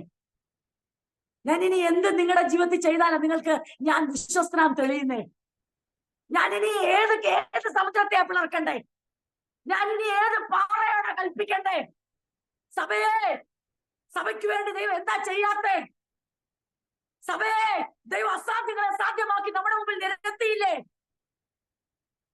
ആത്മീകമായി, ഭൗതികമായി, ശാരീരികമായി, മാനസികമായി തന്റെ പ്രവർത്തികളെ മാറി മാറി നമ്മുടെ നടുവിൽ അയച്ചിട്ടും ഇനി നമുക്ക് എന്ത് ചെയ്താലാ ബലപ്പെടുന്നതെന്ന് ചോദിക്കേണ്ട ഒരവസ്ഥ ദൈവത്തെ കൊണ്ട് ഒരിക്കലും വരുത്തരുത്. പ്രാർത്ഥിക്കാം, സമർപ്പണത്തോടെ, തീരുമാനത്തോടെ പ്രാർത്ഥിക്കാം. കഴിഞ്ഞ ദിവസത്തെ ദൈവവചനം നമ്മളെ ദൈവത്തിന്റെ മഹത്വത്തിന്റെ നടത്തിപ്പിന്റെ അത്ഭുതങ്ങളുടെ അടിസ്ഥാനത്തിൽ പ്രതിസന്ധികളെ തരണം ചെയ്യാൻ സജ്ജരാക്കിയെങ്കിൽ ഇന്നത്തെ ദൈവവചന ധ്യാനം, ചിന്ത സഭയെ വീണുപോകാൻ നിർത്തുന്ന, ദൈവത്തെ നിരസിക്കാൻ നിർത്തുന്ന, ദൈവത്തെ അവിശ്വസിക്കാൻ നിർത്തുന്ന, ദൈവക്രോധത്തിനിരയാകാതെ മനസ്സാന്തരപ്പെട്ടുകൊണ്ട്, ദിനംതോറും മനസ്സ് പുതുക്കി രൂപാന്തരപ്പെട്ടുകൊണ്ട് ദൈവപ്രവർത്തികളെ പൂർണ്ണമായും ഹൃദയത്തിൽ ധ്യാനിച്ച് അടയാളമായി കണ്ടുകൊണ്ട് ദൈവത്തിന്റെ പ്രസാദനത്തോടെ ജീവിക്കുന്ന സഭയായി രൂപാന്തരപ്പെടുത്താനുള്ള ആഹ്വാനമാണ്. അതിനായി ദൈവം നമ്മളെ സഹായിക്കട്ടെ എന്ന് പറഞ്ഞുകൊണ്ട് ഞാൻ എന്റെ വാക്കുകൾ നിർത്തുന്നു. ഈ വചനങ്ങളാൽ ദൈവം നമ്മെ അനുഗ്രഹിക്കും.